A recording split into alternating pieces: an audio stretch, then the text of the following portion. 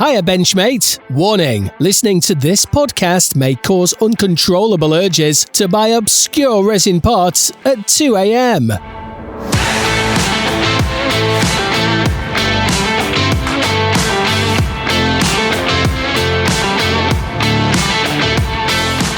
Hiya Benchmates, this is Beyond the Box Art, the official podcast of the International Plastic Modelers Society UK.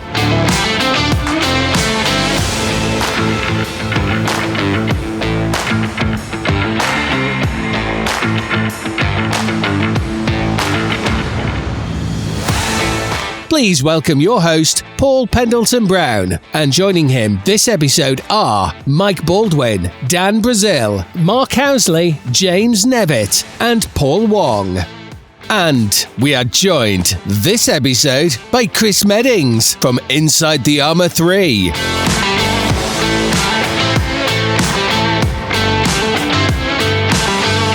Welcome back, Benchmates, to Beyond the Box Art. And would you look at that? We've made it to episode 10. Double digits, which is frankly more than most of our kits ever managed before being shoved back in the stash.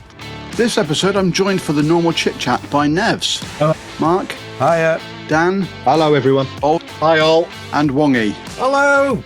With a workbench full of plastic, paint and questionable life choices, plus our usual crew of Benchmates. The voices you know, the banter you can't unhear, and the only modelling podcast that makes your stash grow faster than your skills. So buckle up, break out the sprue cutters, where the glue fumes are strong, but the friendships are stronger. Episode 10 starts now.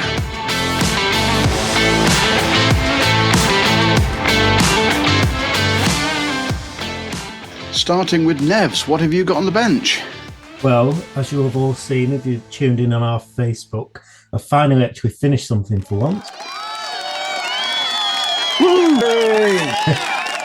I have finished the Kinugasa, so those of us that are in the Bolton team will be able to see it tomorrow night. So I still need to find the mojo to finish the Spitfire. That's just standing off to one side. For the cup build for our Telford show, I need to crack on with building that. So I'm going to be building the Shinano, which is my favourite ship. Need to start that. I've got the box out today. Need to get a start on that. What scale is that? 700th scale. Still pretty sizable, isn't it? Yeah, I mean, if you think, obviously I brought the Musashi down a few months ago.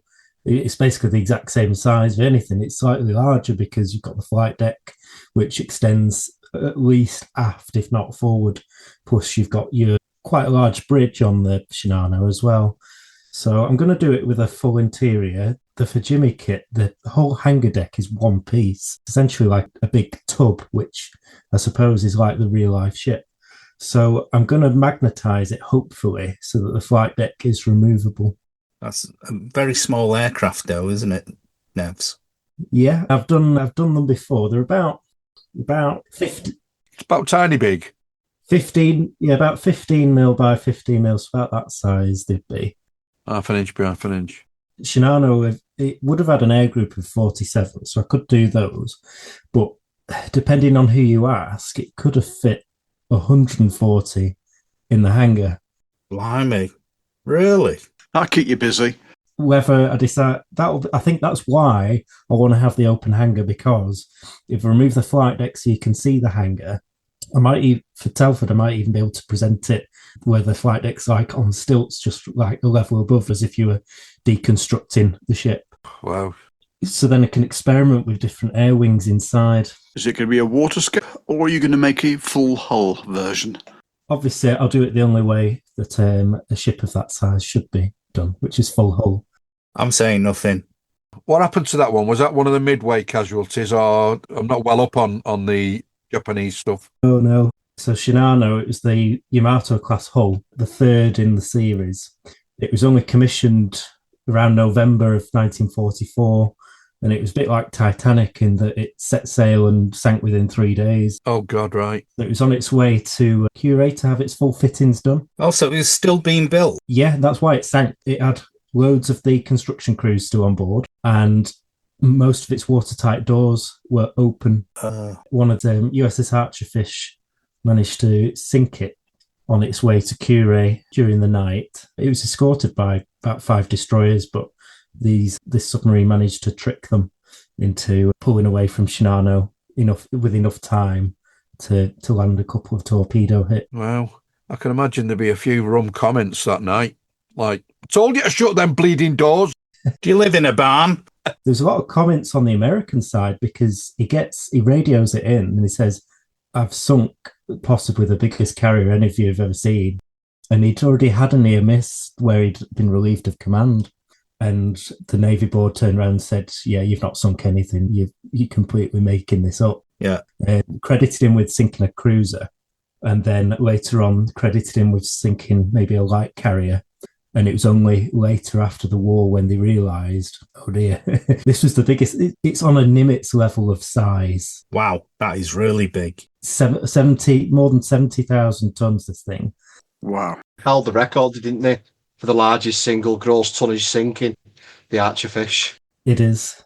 Do you know, at weekend I went over to my favourite model emporium, and in there you had a model of the turrets of the Yamato, the Takum thing, in 72nd scale, and I thought, I'm going to have a quick look at that. I lifted the lid off it. I could not believe the size of these things in 72nd.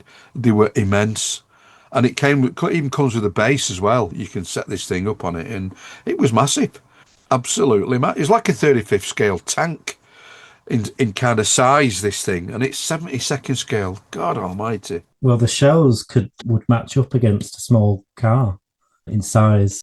Yeah, wow. And in weight. Each shell was 1 to 2 tons. Blimey. And you're firing, what, probably 9 in one go on a battleship? Yeah. Full broadside is 9. Reload within a minute. They were that quick reloading? Yeah, they can be. It's just a shell and then bags and bags of cordite shoved in behind it, isn't it? Yeah, and quite advanced. I don't know if the elevators on the Yamatos were as advanced as like on the Iowa class in the US, but they did have a pretty advanced fire control system for them as well. So this is what they did. That was their expertise. So it makes sense that they do it well. It's amazing. But yeah, Shinano, it's one of my favourites. Just look where we've come to today, eh? Some £3,000 or £4,000 drone can destroy all kinds of stuff now. Probably make a mess of one of them boats, or give it a good pasting. Anyway, plenty of them sent out there. Yeah. Different times, isn't it? Indeed. So what have you been spending your money on then, Nevs? I've been buying some paints. So I've got the MiG set for Japanese naval aircraft. So I'm going to see how that works for painting up all these torpedo bombers and Zeros, whether it's in 72nd scale or 700th as it will be for these. Bought a few paints. Is that the normal acrylic set or is that the Atom?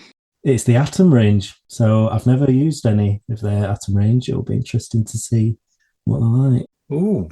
Interested to hear what you think of it. Yeah, definitely. I'm impressed. Are they that good? Yes, they are. If you're hand painting, absolutely brilliant. Are they? Oh, brilliant. Yes. Okay.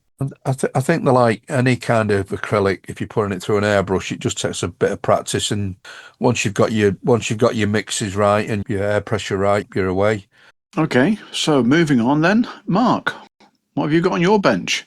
As soon as I've had a nice break away on holiday, I've not really done anything, to be honest with you. I was doing pretty little before I went, and I've done pretty little after I've got back. This is pretty much the same as it was before. In fact, I've given up on it. I was doing that little tankette thing from Dunkirk, but I've kind of stopped. So nothing is a quick answer. Fair enough.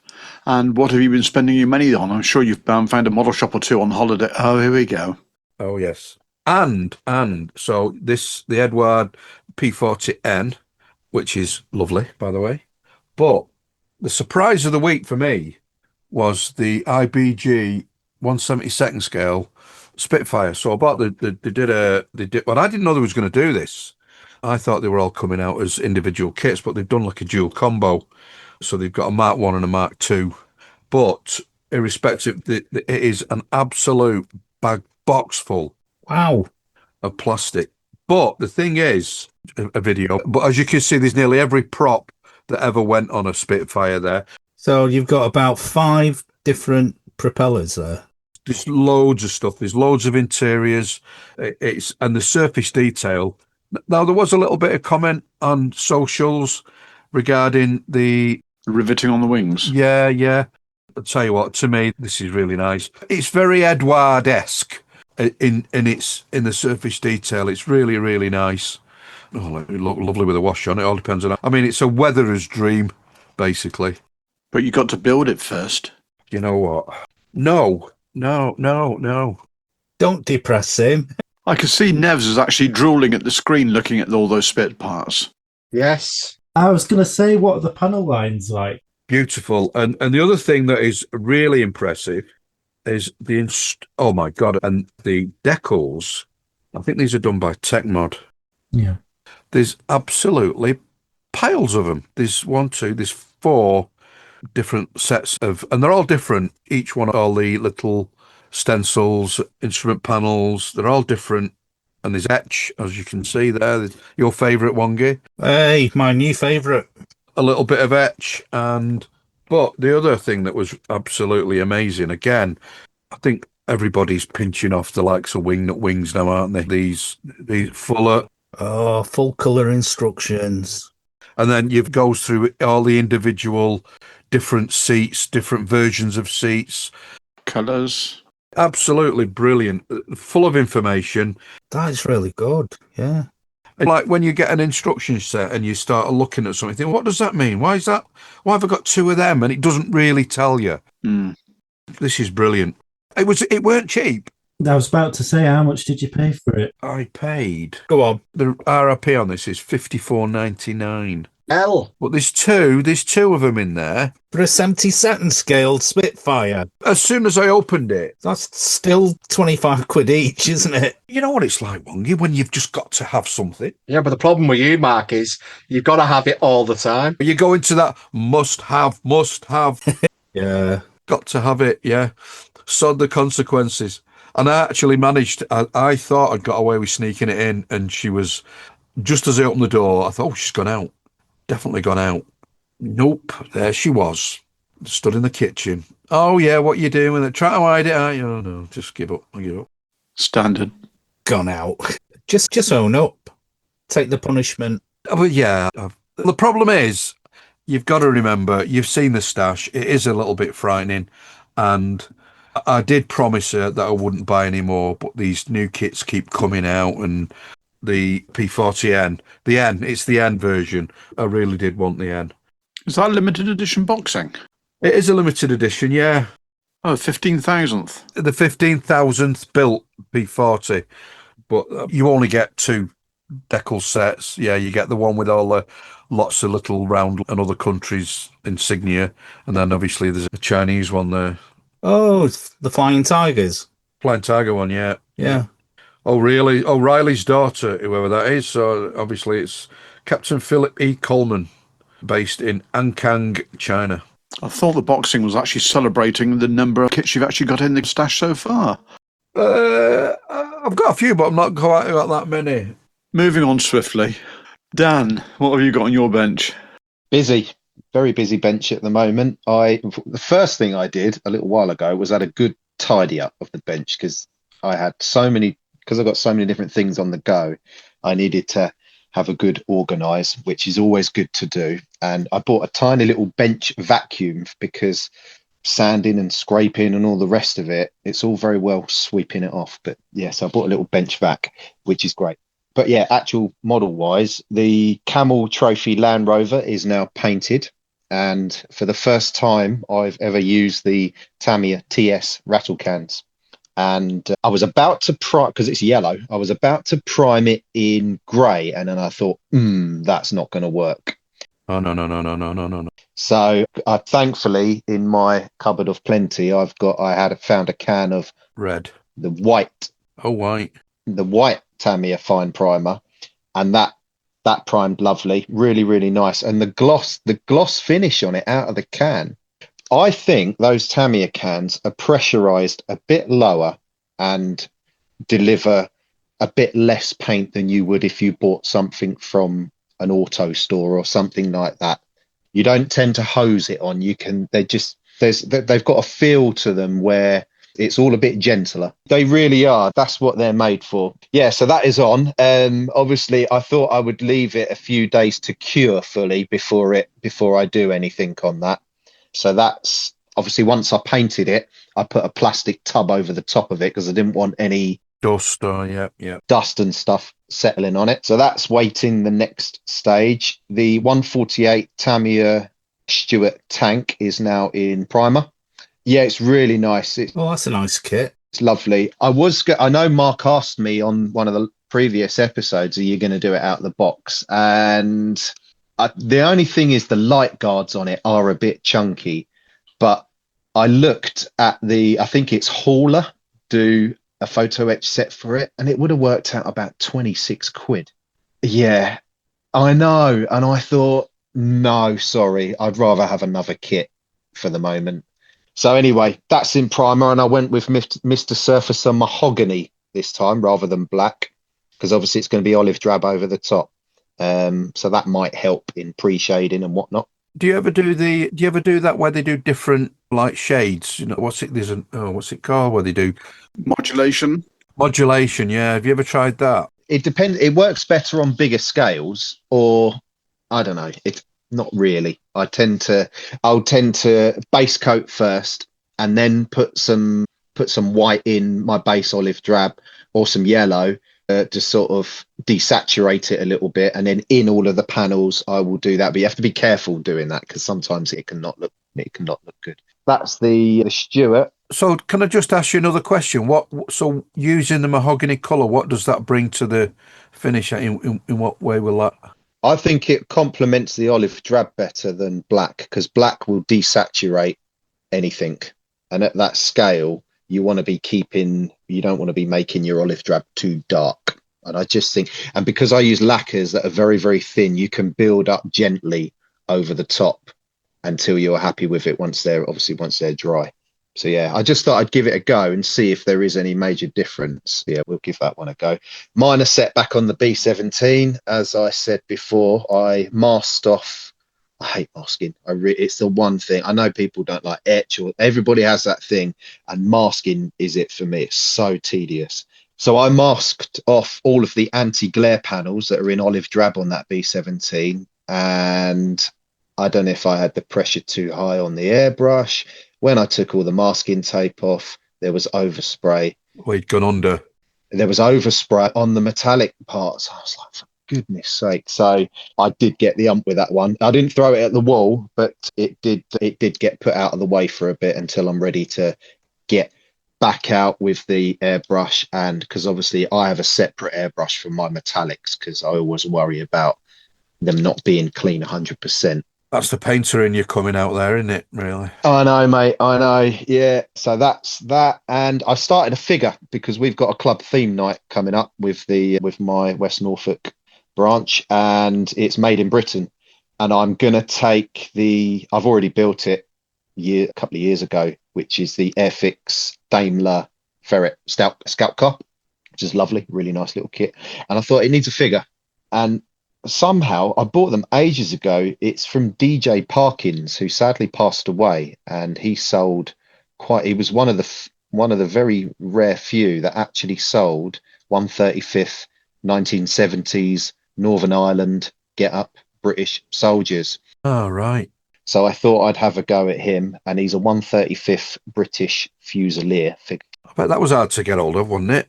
And it's white metal as well. Oh, yeah, which I've never put together and painted a white metal figure. Do you know what? To clean up the seams, because the white metal is so soft, you just run the scalpel blade over the seams. It's not like doing plastic. It's fantastic. It's probably easier to clean up. I was a bit dubious of what the detail was going to be like with it being metal. And once I primed it, obviously all the detail then pops. And I was going to say, usually when you prime that white metal, it makes what a difference. Yeah.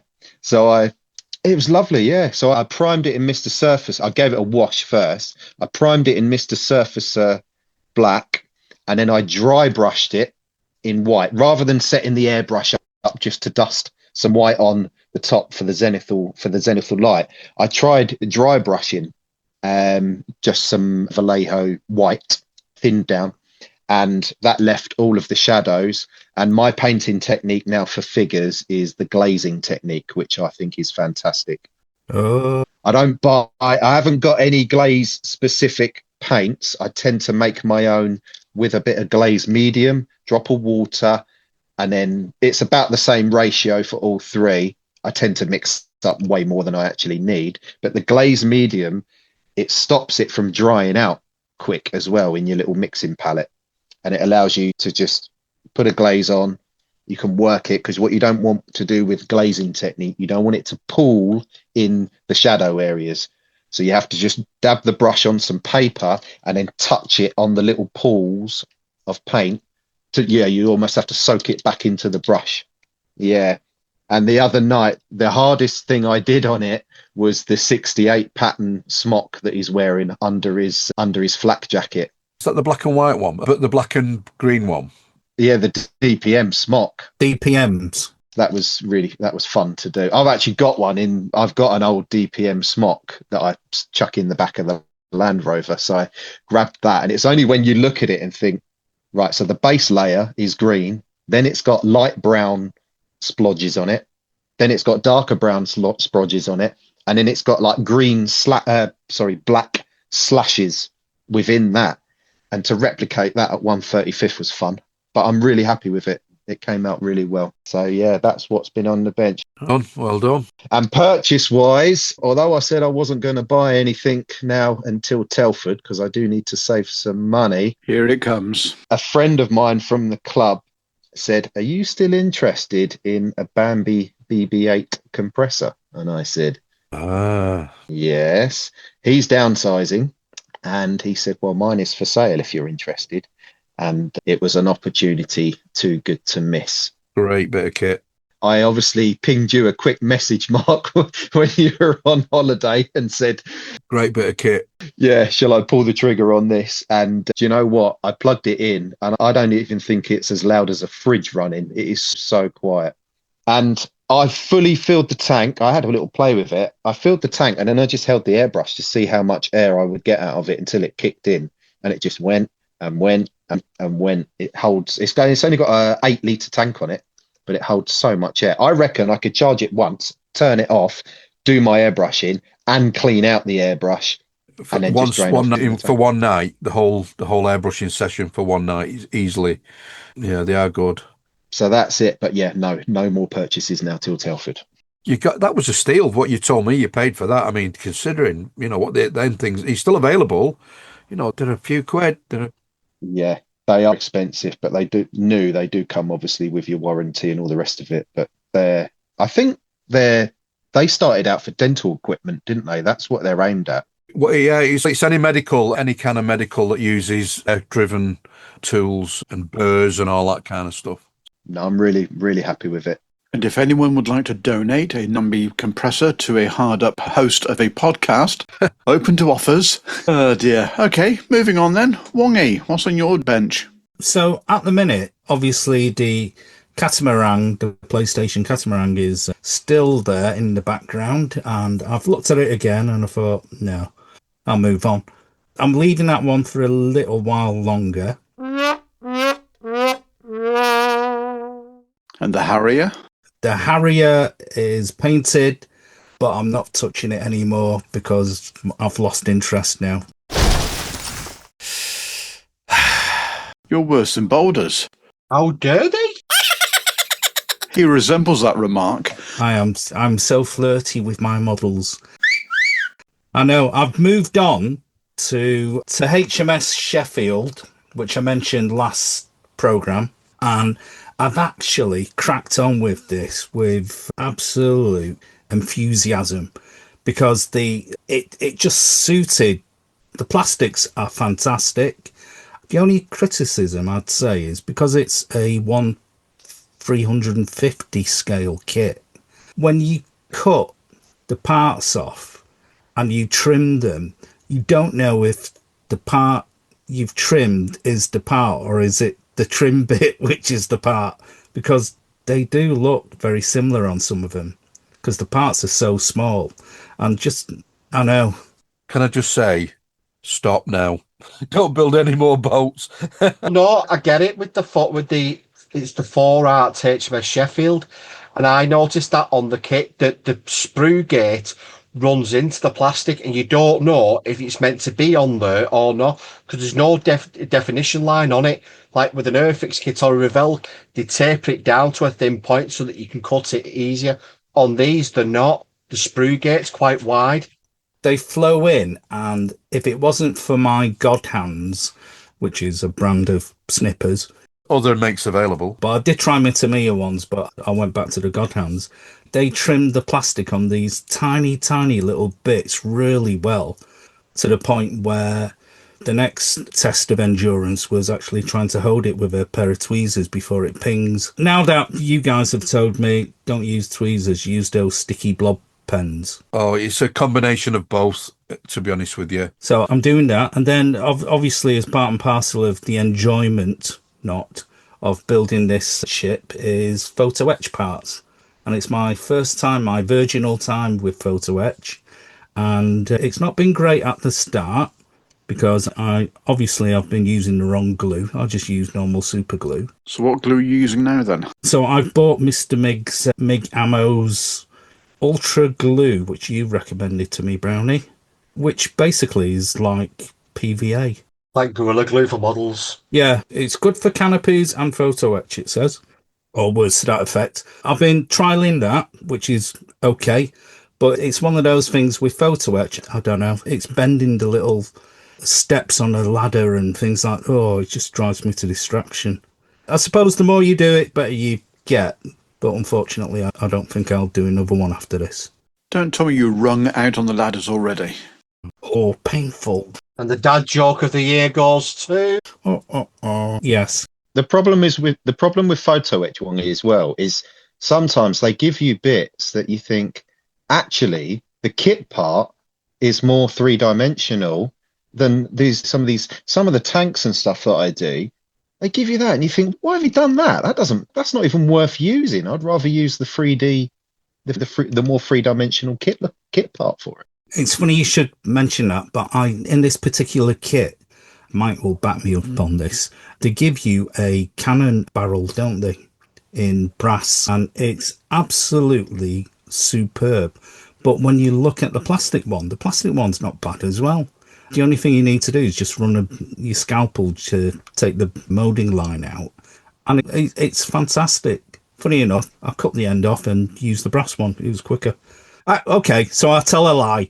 I did try and run the scalpel over it, and I bent it. At least you're honest. Now we're getting somewhere. Oh my God, it's like confessional here, isn't it? So that one's all gone. But in terms of building this ship, the instructions are more of a suggestion, because when you look at building it, I mean, don't get me wrong, the instructions are brilliant. If you want to build a ship and you don't want to paint it, it's fine. But when you've got a ship, and Nevs will know where I'm coming from, if you're going to spray a ship, you have to make sure that you paint certain parts in a certain order, and then all the superstructure stuff is built offline, so that when you do the final assembly, just like Babcock's do in Fife or wherever they build it, you assemble those main assemblies together right at the end. So it's a ship of many little parts. And then you've got to look at the hand railing. And you guys know more than I do about how you actually get the photo etch to stick with paint, etc. What was that product you mentioned before? Mr. Metal Primer. Mr. Metal Primer, right. So I've got to get that as well. So if you don't use it... Did you have a look on YouTube for build videos of this ship to see if anybody else has had the same problems, or...? No one's built it yet. Right. Oh, I should be doing a video myself. One was given to a magazine review for April. I think that was Airfix Model World, but it hasn't appeared in the magazine yet, so I don't know who's got that one. But that kit that Wongy's building actually has a 1 to 350th bridge, and the actual bridge deck has got a clear sprue on it, and it's got windows, so you can mask the windows off spray it all one colour, and then you can see the bridge. Oh, fantastic. Which I have done. Another bonus for you as well, Wongy, is at least it's not a camouflage thing like what Mike's do. You know, don't envy him doing that one at all. I remember trying to do the Turpits once, and that was enough. I don't think I ever finished it. Story of his life. That's the pot calling the kettle black, isn't it? It's not the first ship I've built, but it's the first time I've used photo etch. The previous one I built was one of those old Hella kits, and I think it was the Narvik Z33 or something like that, which I built. And because I didn't know much at the time about these ships, I think it was a weirdo scale of 1/400 or something like that. Hellos were 1/400. That came with plastic railings as well, I seem to remember. It did. They were basically, it was like having a timber fence as opposed to, and they were that thick. So in the end, what I ended up doing was this mad thing of stretching sprue. Yeah, been there, done that. And I basically redid all the railings in stretched sprue to the point where, again, that just drove me mad. And what was the other? Did you pull all your hair out by any chance? Yeah, funny enough, yeah. And that's why it's dead shiny. Hey, massive saving in Head and Shoulders. I've not got dandruff anyway. Yeah, there's no dandruff anymore. The problem is you use wash and go, and it did. If you're not enjoying the build. Am I enjoying this kit? I think I am. Would you like to tell your face that you're actually enjoying it? Yeah, you look like you're loving it. Was I looking to the upper left and lying then, or the upper right and lying? I can't remember. Yes. It looks like there's a squirrel. There's a squirrel up on the shelf.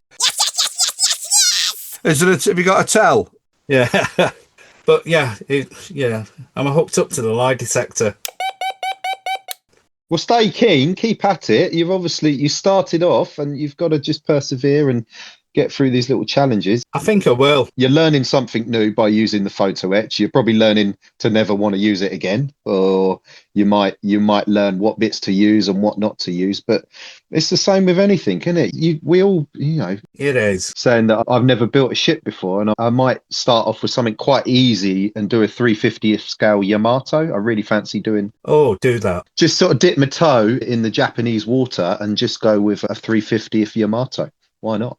To be honest, it'll be easier than a lot of the smaller ones. 700 scale is too small. Do you reckon? So my Musashi, I finished that in 2 months flat, whereas that little Kinugasa there, which is a quarter of the size, take me how many months is that? Near 6 months. It's insane. But was you doing other projects as well, Nev? No, yes, I've done other projects because of the Kinugasa, not like in spite of it. Right, yeah. The thing with like Yamato Musashi, I'm not saying the boxy, but the way the superstructure is designed, it just goes together. You will get quite modular. Very modular, very easy to paint in separate bits. It's almost, I don't know if it's just because it's the design of the kits or what, but the Yamato class just not easy, but easier than if you took but then white or something. That's a very special kit for Tamiya as a company, isn't it? So yeah, they had to make sure that it was done right. They did a premium version of that, didn't they? With extras in the box. Full photo decks, barrels. It came with a lot, but that was really expensive. I think that was like... Are you sure that was Tamiya? Are you sure that wasn't Hasegawa? No, Tamiya did an ultimate edition of the Yamato, and it was about 300 quid about 10 years ago. Bold, is that value for money getting that one, or are you better off buying a basic kit and just buying extras from someone else? The extras could cost you. So if you wanted a Pontus set for it, you could be looking at, that's the ultimate stuff, so you're probably looking about 200, 250, possibly, depending. It all depends on where you buy it from. That's for the...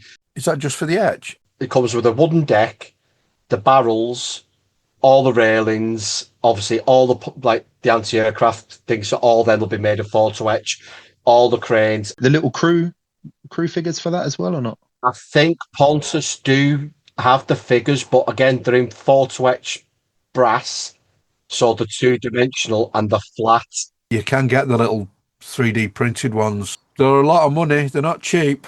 I'm going to have a look at some. We've got, obviously, show seasons starting to kick off now, so I'm going to start having a proper look at the ships and have a look at the so-called figures that are on them and make a decision, or just decide to just go with a simple boxing one and build it out of the box and enjoy it. Whatever you both do not do PE for for anti-aircraft guns, because I've seen the YouTubers that do them, and the PE is that tiny that it's automatically going to be skewed in the wrong angle. You think, oh, bloody hell, that AA gun's pointing that way, and that one's pointing 89 degrees that way. It's wrong. If you can get the 3D or resin free for your anti-aircraft, if not, use the plastic, because yes, the plastic's overscale, but the PE it looks ridiculous. I've seen some of these YouTubers, and they go all out, but they'll have like a US set of Bofors guns. There's 4 barrels in a line, and no 2 barrels are pointing the same way.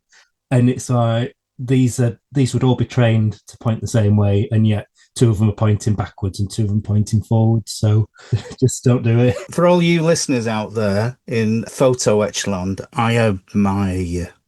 I don't know where you get the patience from, but anyway. So that's my build. In terms of purchases, I've already mentioned it. It's Ultra Glue. That's the only thing I've bought. Well, I will be buying Mr. Metal Etch Primer as well next. But yeah, so hopefully I'll get this one finished off for Scale Model World in Telford. In 2027, yay! Be my first, I can't wait. Right, Brownie, what have you got on your bench, mate? I've got lots of stuff on my bench at the moment. Unfortunately, most of it I can't talk about because it's involved in competitions. So the Musaru build is underway with the Toyota. Most of the accessories that I need for it have arrived. So construction has started and working on the internals. Needs a little bit of scratch building to be employed to get what I need out of the inside of it. But the other build that's on the desk at the moment is the Tamiya Phantom for the 2026 Bolton show. I'm waiting for the intake ducts to arrive, the seamless ones, which I found out after I ordered them has got a lead time of 8 weeks. So that's a little bit annoying. Cutting it fine there. Yeah, quite. Just a little bit. So I'm going to be basically putting everything together, everything else, and just doing the intakes of the last section, because thankfully it's a one-piece fuselage. You could always put like a cover on the front instead and just move on. Yeah, with how much I've spent for those seamless intakes, no. Oh, that's true. No, maybe not. That's not happening. Apart from that, purchases is for Project X 2027. Ooh. The new Airfix Wessex. Really impressed. The quality of the mouldings, everything, absolutely crack on. And but as it's only 72nd scale, really, really impressed. I believe you can do a folded rotors with it as well, can't you? You can fold them. Yes. Can I just say this kit has come too late for me by 2 years, because I took the original Matchbox version of it, yeah, and I scratch built folded blades, and it was like pain to do it. But Airfix, brilliant. You've done a fantastic job, and I look forward to building one at some time in the future. I can see some areas that photo etch would, or more to the point, 3D printing would improve massively, especially the nose grill, which is a compound curve, but it's actually in mesh. Yeah. Photo etch is not going to cut it. It's going to need to be a 3D print. So do you know my secret for that? Oh, here we go. Wongy's wisdom. There we go. This is part wisdom. So what I did was I got some from an old sieve, yeah, a really fine mesh sieve. I trimmed it off. I didn't glue it on. Oh, it's already round, isn't it? It's already there, the shape. No, but what I did do was use it as a template, and I sprayed black. This is after I painted it. I masked it off and sprayed black through it, so you get the effect of mesh on the kit, but you've not actually got any mesh on it. It's just a painted effect. Why didn't you just use the mesh? Because it's trying to glue it in. That was the problem. I couldn't get it to glue, so I used my spare and did that one. So it locked the business and nobody knew. But well, I must admit, having steered away from 72nd since the cataract operations, looking at this, I'm thinking, perhaps I was a little premature. It actually is quite a buildable, by the looks of it, piece of kit. So I'm going to give this a crack and see how we get on. Are you going to go out in the box with that one, Brownie? Or Scheme-wise, yes, but decals, I need to do a little bit of tweaking. Well, in fact, no, I'm not going to do it out of the box because I'm going to do it as 22 Squadron SAR machine. do you have decals for that? I haven't got decals yet, but I'm pretty sure Extra Decal will be announcing something for it very shortly because, Oh, yeah, quite. The thing that's interesting is they've released what they're doing for the Revell Hunter T7, which isn't out yet, and it's not due to be until the end of the year, but they've not mentioned anything about the Wessex. Will Airfix be able to maybe add or take away a few bits? Will they be able to then do another boxing of it? You don't need to. The bits are already in the box. Oh, right. Oh, okay. The winch is in the box. Everything's in the box to do it, with the exception, I think, I haven't fully looked through the instructions because I literally opened the box before I started recording. I just can't see the inflation bags for the wheels. Oh, Will that give them scope to do it as a reboxing but with new decals? Yes, Well, there you go then. Get on it, Airfix. that's the only thing you'd need. The aftermarket, I'm sure Mr. Meddings, who I saw a post for inside the Armour 3 with a set of Wessex instruction manuals for the real aircraft, has got some plans to actually come out with some lovely goodies. Because it's got the rotor blade fold, etc., the RAF ones hardly ever fold it. So it's obviously designed for a Navy version. So there's definitely a Navy version coming. It won't be a Mark III because the exhaust system, the way it's actually put onto the aircraft, it's not got the dual exhaust ports. It's not a Mark I or Mark III. But any of the 2s or the 5s will most definitely come out of this boxing or these moulds. So what are the exhausts like on it, what, Brownie? they look reasonable. I've not fully, as I said, gone into it yet, but again, that's something I think that's going to need a little bit of a tweaking with the old aftermarket. But from what I can see so far, it's very, very presentable. Yeah. Straight out of the box. But it'll be another one off the list, Project X. Project X. And the final thing about the Wessex is the decals. Cartograph again. So Airfix have most definitely upped their game with the releases I've seen this year. Oh, excellent stuff. Do you know what? With their latest kits, they are fast becoming my fourth favourite kit maker. That sounded horrible then, didn't it? No, It did, yes. Yeah, it sounded terrible. sorry, but, because obviously to me is up there at the top. But it's one where they've come right up in leaps and bounds in terms of the business. And their instructions are so much nicer now, aren't they? Oh, God, yeah. Just let you in on something, right? So over the weekend, I was judging an Air Cadets competition, which was for the Airfix Jet Provost. Yeah. The one which you battle little kids in Lidl's at Christmas time to go and get. Yeah. And I was looking at all the schemes that were on this competition, just to give them a shout out. It was the Cumbria and Lancs wing. And the builds were really good from most of the squadrons. Very good. There was one which was outstanding, which made me think, hang on, this looks a bit suspect. That's not been done by an Air Cadet. To be honest, there were a few minor items, but that one won with a very high score. But what got me was, when you actually look at the plastic of this Jet Provost, this trainer, with it being an Airfix kit, it was absolutely superb. The panel lines were just the right crispness, all the little parts. The decals, oh my God, they had it right down to where you hook it up and all the bits. They even had a dotted line decal which went round the canopy. Yeah, the only thing with doing the red one, which I noticed on the kits which the Air Cadets did, was if you use the Airfix paint which came with it, it's the wrong red, because the decal is actually I think the Royal Air Force bit is actually printed on a red decal background, and that's the red you really want to target. So, yeah, could have been better. Signal red. But yeah, it's a brilliant kit, and hence my view of Airfix now as a kit maker. Brilliant. Keep up the good work. Now they've changed the plastic. Them changing the plastics made a lot of difference. Yeah, because they used to have issues with the really soft stuff, didn't they? From India, I think it was, wasn't it? Yeah, well, they tested the first plastic of that was done on the Victor. So when they released the Victor, it was made in the UK and it was done in the dark grey plastic. And that's when everybody went, whoa, hold on a minute, where are they going with this? And everything else has just been done. So You sure it was the Victor, not the P40? No, it was the Victor. The Victor was the first one. He wanted to test it in the UK.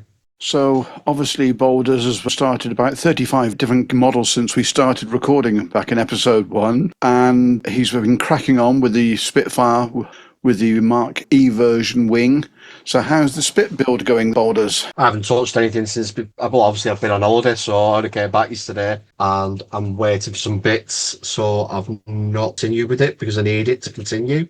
Did you find any model shops? The nearest model shop was 4 hours away. Was it? In the city of Sofia. Oh, blimey. So did you get there? And when I looked at the prices... I don't think that would have gone down well, to be honest. No, I think I'd have been left in the middle of the Bulgarian countryside to fend for myself. Oh, that I should have buried me. Yeah, in kits. No, didn't go. A lot of aircraft over there, though. Right where we landed, there was an air museum literally straight over the road. Oh, right. Which had a load of Russian aircraft in. Tupolev 154. It had a Mil-8 HIP. It had an AN2. Is it Colt? Oh, the Colt. Yeah. Yeah. Yeah. The biplane. Yeah, the biplane. There was quite a few others. And then as we was going to our hotel, there was a MiG-21 on a stand with loads of missiles under its wings, which was pretty cool. All right. Brilliant stuff. I thought for a minute when you said there were a lot of aircraft we landed, and I thought, well, are you really surprised it's an airport? Yeah. A320, A330, A340. Oh, dear. Yeah. Well, I flew on a 787 Dreamliner, so that was a lovely aircraft to fly on. I can't say anything. Oh, with that, Boulders, did you actually buy anything? I've not bought anything. I'm currently working on a ship as we're speaking, and I'm building the 1 to 350th scale trumpeter HMS Warspite. Excellent. 1942 edition. She's got a unique camouflage that was done by the Americans when she was out being refitted. Where did you get that from, Boulders? Is that from the stash, or is that one you bought recently? This was from the kit swap at IPMS Lancs. Oh, right. And it was for the sum of 20 quid. Get out. Yeah, 20 quid. That's pretty good, then. All right. So, obviously, the viewers can't, well, they're not viewers, the listeners obviously can't see it, but I have just been painting all the captions and all the boxes, all the bits and bobs. Yeah, Navy term. On the deck is done in dark sea grey. So have you got a timber wafer thin timber thing on it? The deck? No, that's actually painted. Oh, because it looks like timber. You've done a very good job there. Yeah. One of the things I've noticed that a YouTuber was doing when you're not using the wooden decks is to pick out individual planks and paint in a slightly different colour. Because on the real ships, the wood's aging at different times. They're not taken from the same tree. It would be impossible. Replacement decking as well when bits wear away. So some bits look newer, some bits look grimy.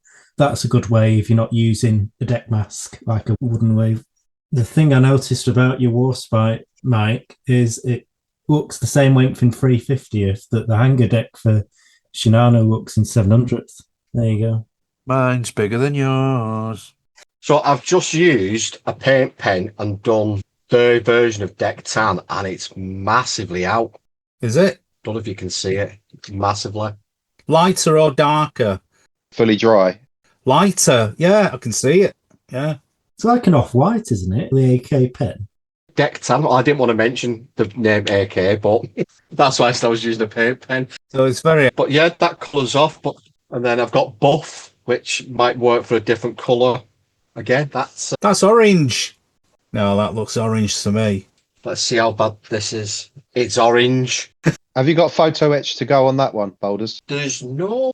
Hold on. Oh, actually, I've just opened my mouth, haven't I? He's just found a sheet of A4 with his Photoshop. No, it's not actually. There's not that much. Which is folded in half. Oh, look at that. Right, okay. That's not a lot. That's it. No, it's not a lot. I'm going to have to buy railings. You can buy generic packs of railings, though, can't you? I think you can, yeah. Heavy and expensive. Well, we've been very niche. We've had a lot of chat on photo etch, and we've done loads of ships. That's SHIP for those listening in medium wave. No, I think you're right first time, actually. They can't complain, can they? I mean, are you going to do the shipping forecast in a minute, Wongy? Could do. Cromarty and all that lot, please. Cromarty blowing 6, northwest. Yeah, that's interesting because it is something that I do want to do a Yamato. I really do. I would say, Dan, give one of those, the Airfix lifeboats, because it's in 72 scale. Yeah. It's easy just to have a little play with first of all, and then go on your Yamato. Yeah.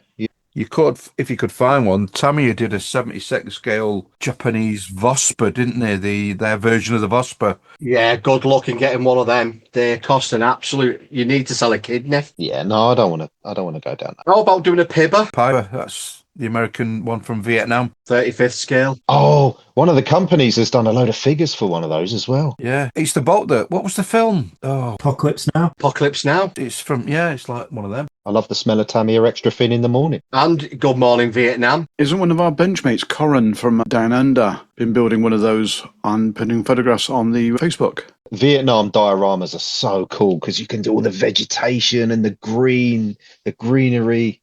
Oh, Yeah, brown water, loads of brown water. no. When I said no, it's like, oh, God. Loads of brown water. Them long boats with vegetables and stuff for sale on them. If Mini Art doesn't make a palm tree, I'm not interested. It will take too long. I tell you who does some great palms is 3D Gizmo. They do some really lovely palm tree, well, date trees actually. Yeah, I bought some of their date trees. They're not palms, they're date trees for my LRDG. I've got 2 LRDG Chevy trucks that one day is probably going to go inside another ammo box with lighting. It's going to be a forced perspective box diorama, and I think I'm going to do the 2 LRDG trucks with the palms and all the rest of it. I know Dave, and Does he? yeah, he does some really good stuff. That's going to be your niche, isn't it? Really, at the end of the day. Yeah. But the thing is, with an ammo box diorama, because it's in a metal box and it's got a lid, it's protected from, you can throw it around within reason. Well, within reason, yeah. It doesn't get knocked and dinked because it's in its own protective cage almost. That's true. And everybody loves to just look inside. It's that forced perspective thing. When you do your ships, you're going to have to do them inside a 16-inch shell, aren't you? Yeah. Yeah, but stuff like that's getting expensive. Failing that, use a piece of drain pipe. Yeah, that'll do. Bit of plastic from Wix, yeah. Anyway, whilst you guys have been going on, I've had a quick look onto the Beyond the Box Art Benchmates Facebook group for fans of the show, and I was correct, Corin Gray from New Zealand, been working on a PBR from the Vietnam era, and it's an absolute superb rendering of that boat. Looks absolutely exquisite. Even the effect of leather he's actually put onto the seat is absolutely nuts. Well worth looking at. And for those of you that actually enjoy the show, have a look on Facebook. There is 2 Facebook groups, the ordinary one with the show information and the Benchmates, those of you that want to follow what's going on and find out news ahead of everybody else. Absolutely. So with that, I think we've caught up with what we've actually got on our bench and what we've been spending our cash on, and we'll move on to the next part of the show.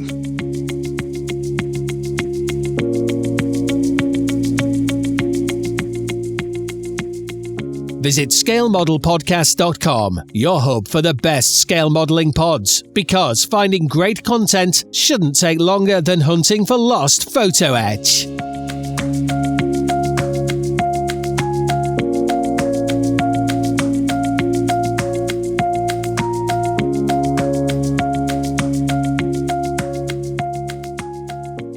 Welcome to another River Counters Minute, brought to you by Matters of Scale. We're excited to announce our new partnership with Inside the Armour, better known as ITA3, an established UK brand known for their high-quality scale model upgrade parts. These parts are designed in the UK and printed in the USA by Matters of Scale, saving US buyers on shipping and tariffs. We're now offering ITA3's 148 scale upgrade parts for the Airfix Jaguar, like exhausts, landing gear and seats, plus many other fantastic additions on our site. When it comes to ITA3 parts, they truly stand out for how detailed and well-researched they are.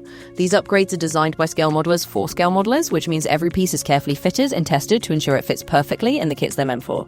All the fine details are beautifully sculpted in 3D and rendered to perfection. These parts are truly top-notch. Visit us at www.mattersofscale.com to explore the full lineup and let us know what else you'd love to see.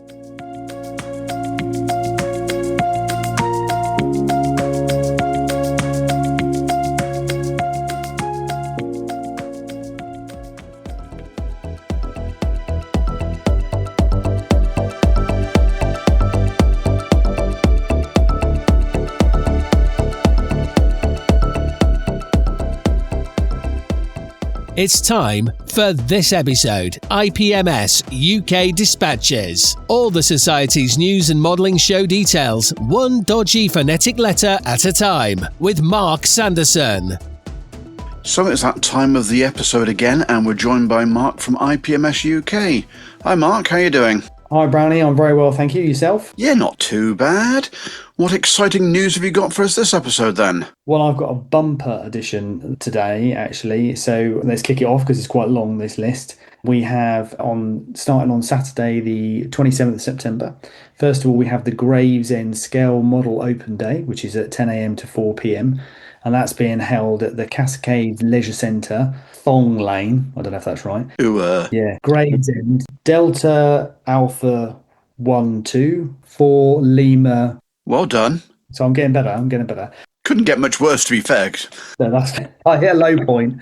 So we've got trader stands, club stands. There's an open competition which they encourage for all ages and skill levels to join. So if you plan to get involved, it's a good opportunity. And they have a raffle and a tombola. Lots of on free parking and on-site refreshments, and entry is only £3, with children under 16 going in for free. Bargain. Absolute bargain. Move forward to Saturday, the 4th of October. We have Abingdon IPMS Model Show, which is 10 a.m. to 4 p.m. That's at the Larkmead School, Farringdon Road, Abingdon. Postcode for that is Oscar X-Ray 141 Bravo Bravo. Trader and club displays, competition. There's a burger van providing refreshments, so anyone who fancies a sort of cheeky burger, they'll be right at their street. Free parking, but I don't have any details of any costs at the actual entry fee on that one. Are the burgers a 1-to-1 scale? Maybe. I think they're 1/24th, actually. Oh, fair enough. Then we've got on the same weekend, but this is a 2-day event. This is the Saturday the 4th and Sunday the 5th. We have the IPMS Ireland Nationals, which is on Saturday it's 10 a.m. to 5 p.m.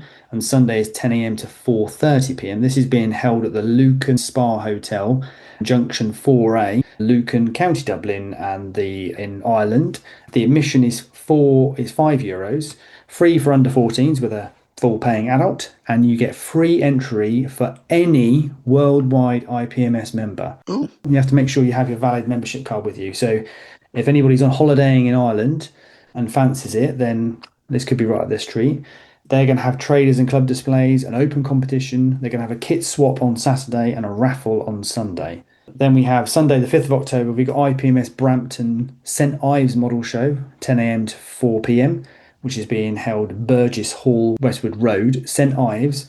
That's Papa Echo 27 6 Delta Whiskey. 60 plus club displays. Sounds a lot, doesn't it? Doesn't it just? There's 20 plus traders. Ooh. Yeah, so there's going to be some serious stuff there. The Airfix make and paint, usual setup, refreshments, and the best table display competition.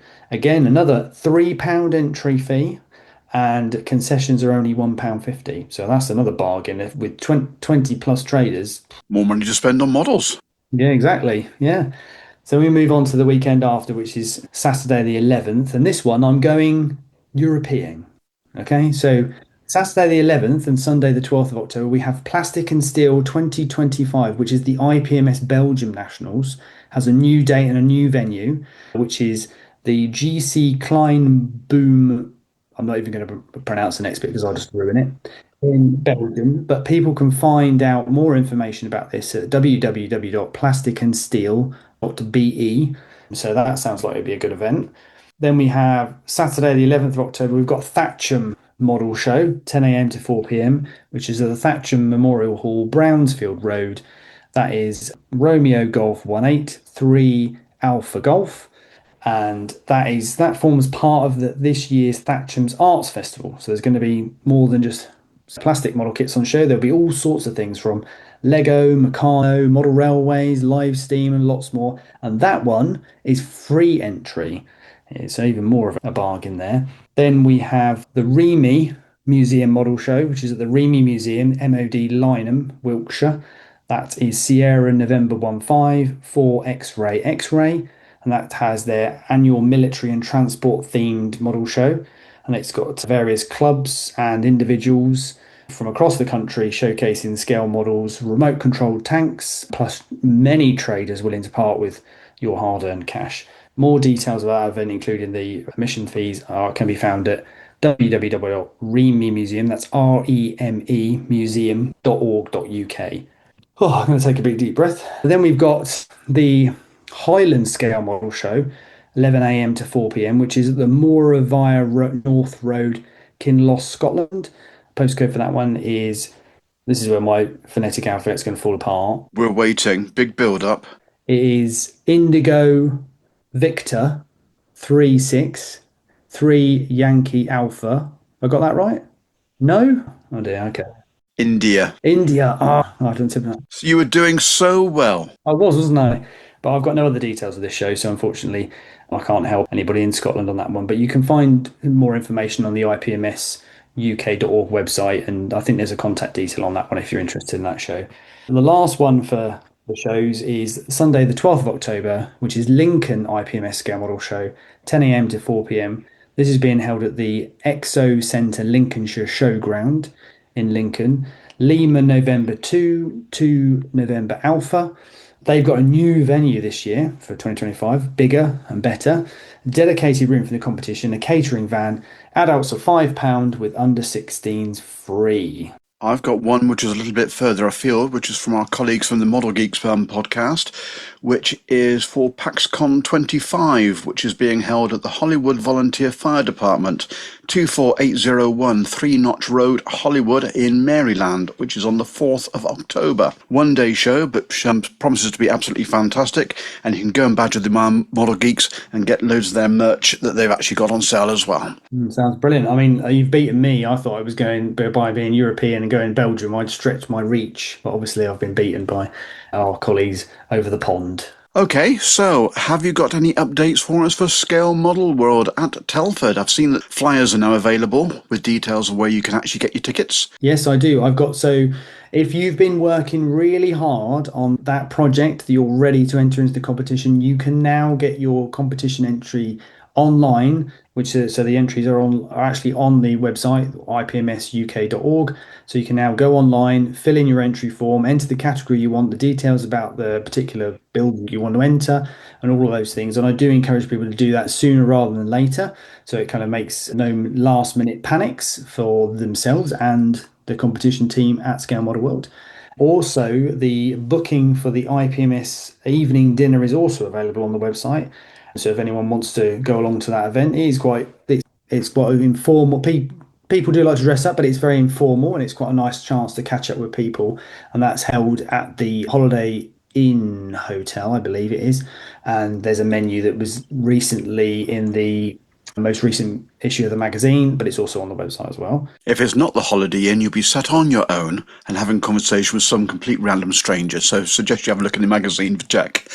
Yeah, exactly. Yeah, I would. Don't take my, even though I'll be there, I might be sat on my own. And then we have this. There's also the full trader list, which is on there as well. That's being constantly updated. But I've picked out a few of my highlights on there. So my highlights would be e-models are going to be back as well. They were there last year. Always quite good for picking up tools and stuff like that.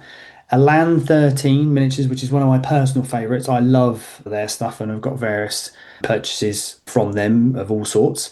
And a new one for this year, Model U, which are the people that do the 3D scanning, who are very big in the model railway scene and been to various events. And I've seen their stuff actually at an event last year.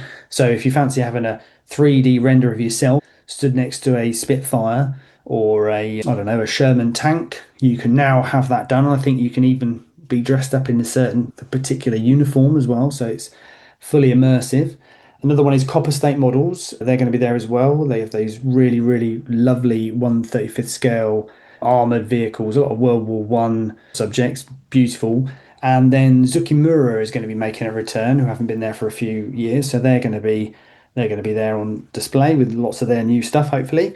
And then one thing that's not necessarily 100% confirmed, but there possibly be some demos from Harder and Steamback airbrushes. So I actually have a Harder and Steamback airbrush and I love it, but I know a lot of people struggle sometimes with them. So this is a perfect opportunity to actually chat to the people that make this stuff or use it regularly and understand if you've got an issue with something, they can help you out with it.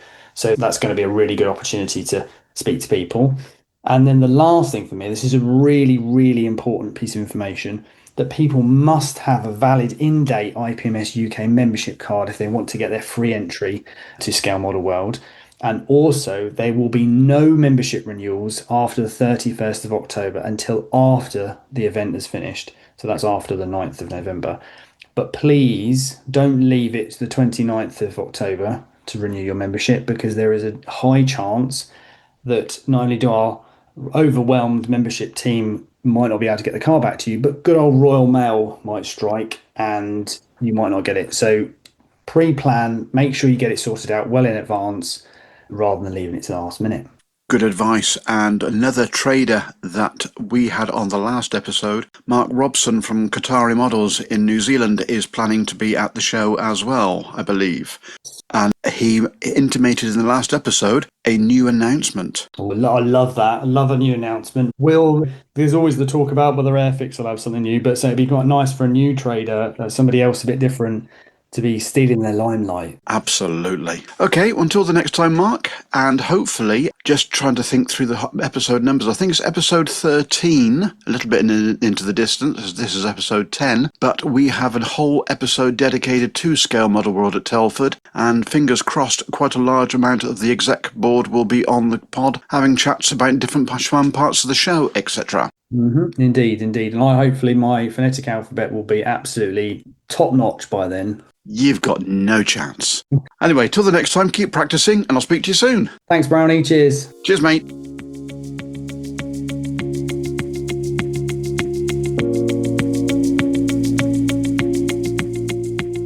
Think you've heard it all? Think again. Follow Beyond the Box Art on the socials for updates that breaks the boundaries, bends rules, and redefines the ordinary.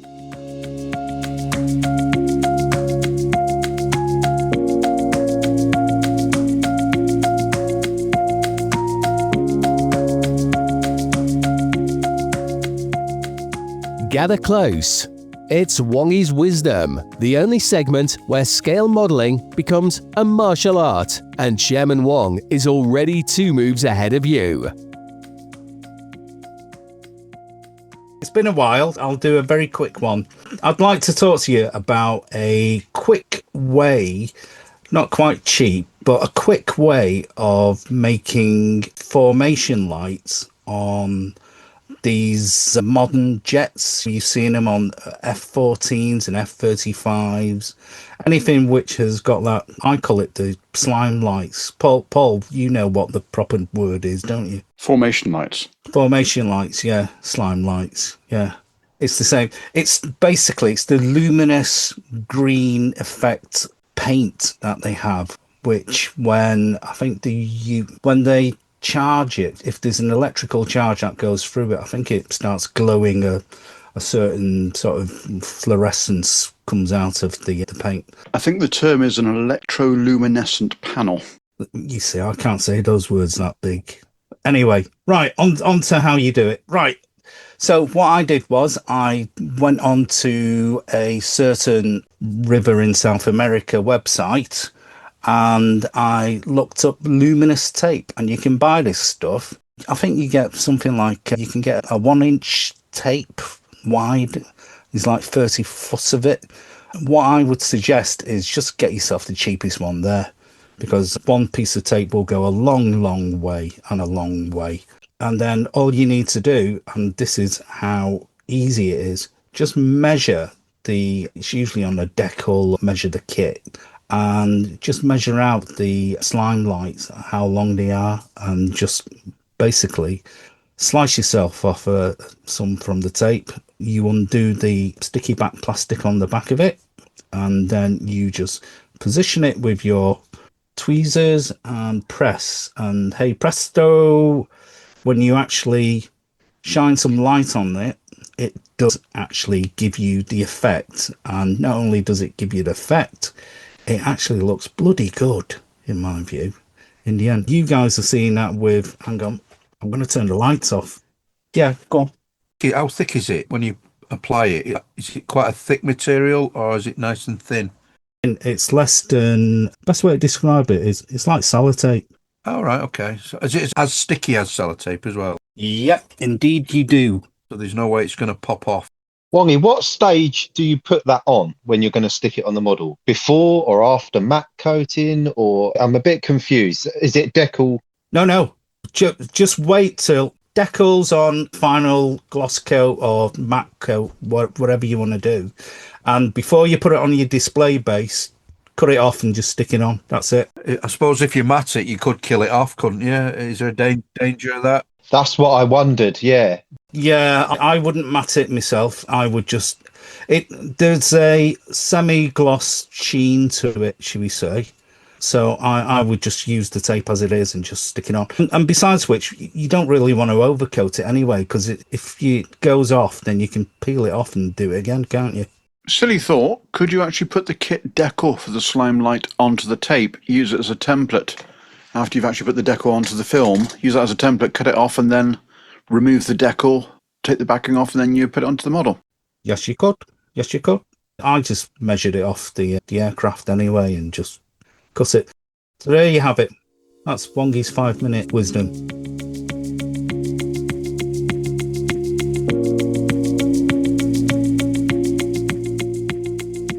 Beyond the Box Art is proudly sponsored by Ammo by Mig Jimenez. For all your weathering essentials, please visit ammo.es.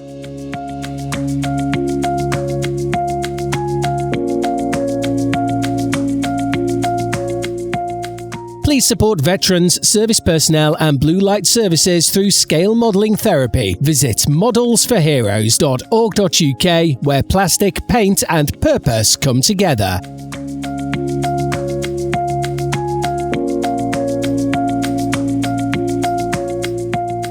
Benchmates, it's time for the Stash Inflation Report, the segment that proves your stash isn't too big, it's just economically ambitious.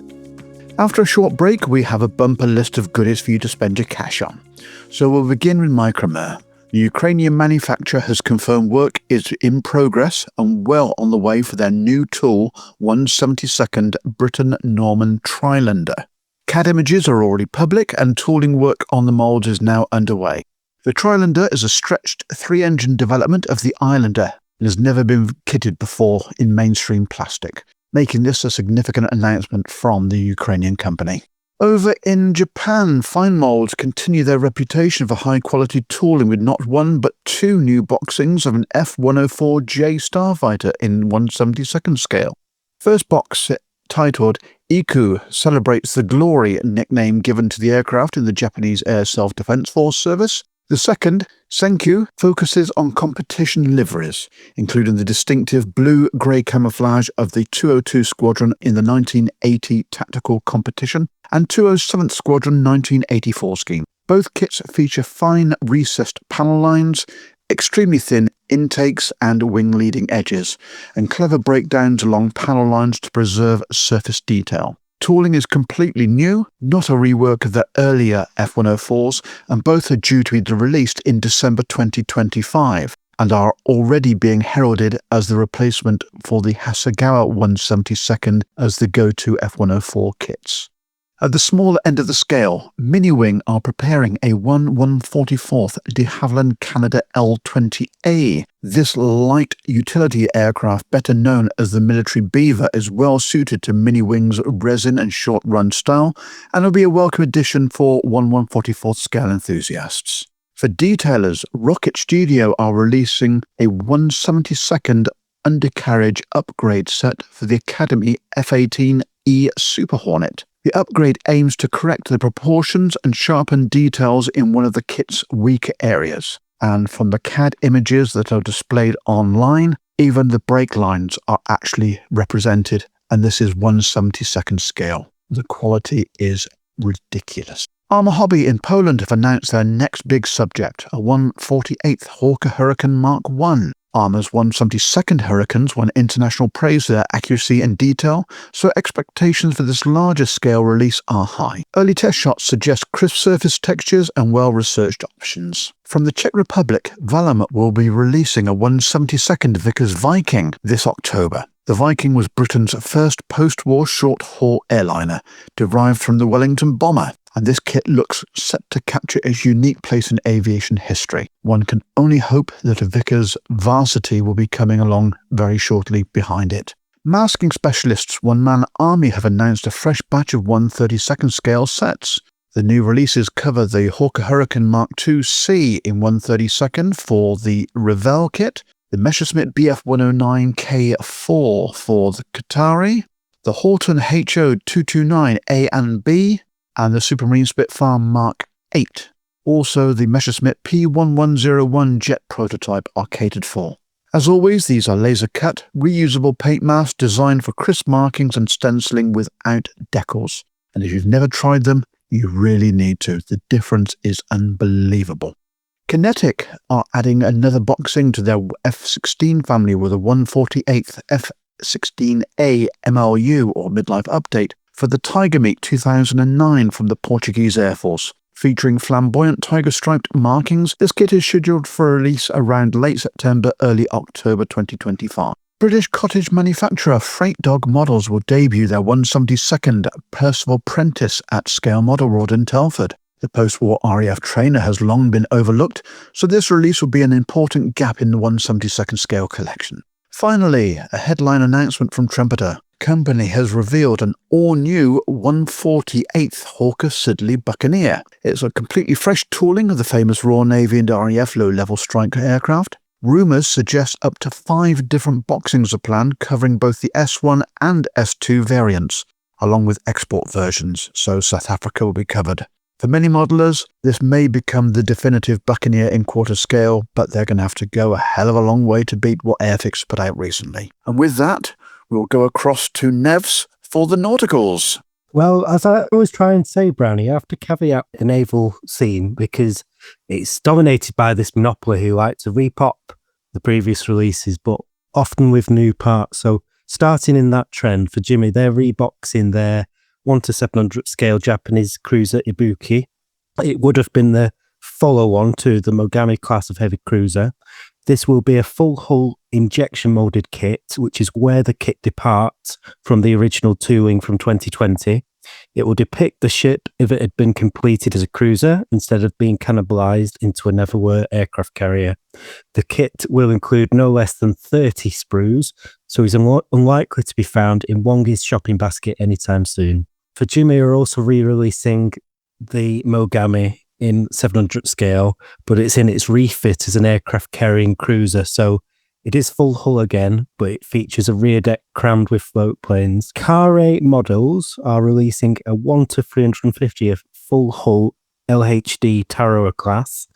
This will be a resin 3D printed kit of the US amphibious assault ship. For anyone wondering who Yakari are, these are a Chilean manufacturer tailored to producing kits exclusively for Wongy, as this will be made of just 30 parts. And then last but not least, Border Model have announced a really interesting 1/350th scale parallel world Yamato class battleship from 1965. This will either be set in a universe where the Japanese win the Second World War, or where Yamato survives into the post-war Japanese self-defense force. The kit is just an adaptation of Border Model's 2024 touring of Yamato, but the box art features Yamato sailing under the Golden Gates Bridge with its 18-inch guns, as well as a Kamov helicopter on the stern and several large missile launchers on the port and starboard sides. For any fans of Man in the High Castle, this might be an interesting build, but personally I'm not so convinced about the Russification of the ship, and I'd more likely be scratch building a 700th 1965 Yamato, which is faithful to the TV show. Thanks, Nevs. We begin with Army Painter, who are set to expand their speed paint line with a new concept, the Speed Paint Marker Starter Set. This package includes 10 colours, 9 rich acrylic tones and 1 metallic, all preloaded into portable felt tech markers. The idea is to allow painters to switch instantly and apply detail or bulk coverage without needing a brush, palette or cleanup. The set also comes with 10 replacement tips, plus a painting guide and care booklet to help modelers get the best out of the system. Moving on to Copper State Models, one of my favourites, who are preparing a very characterful figure set, German Army Cyclists.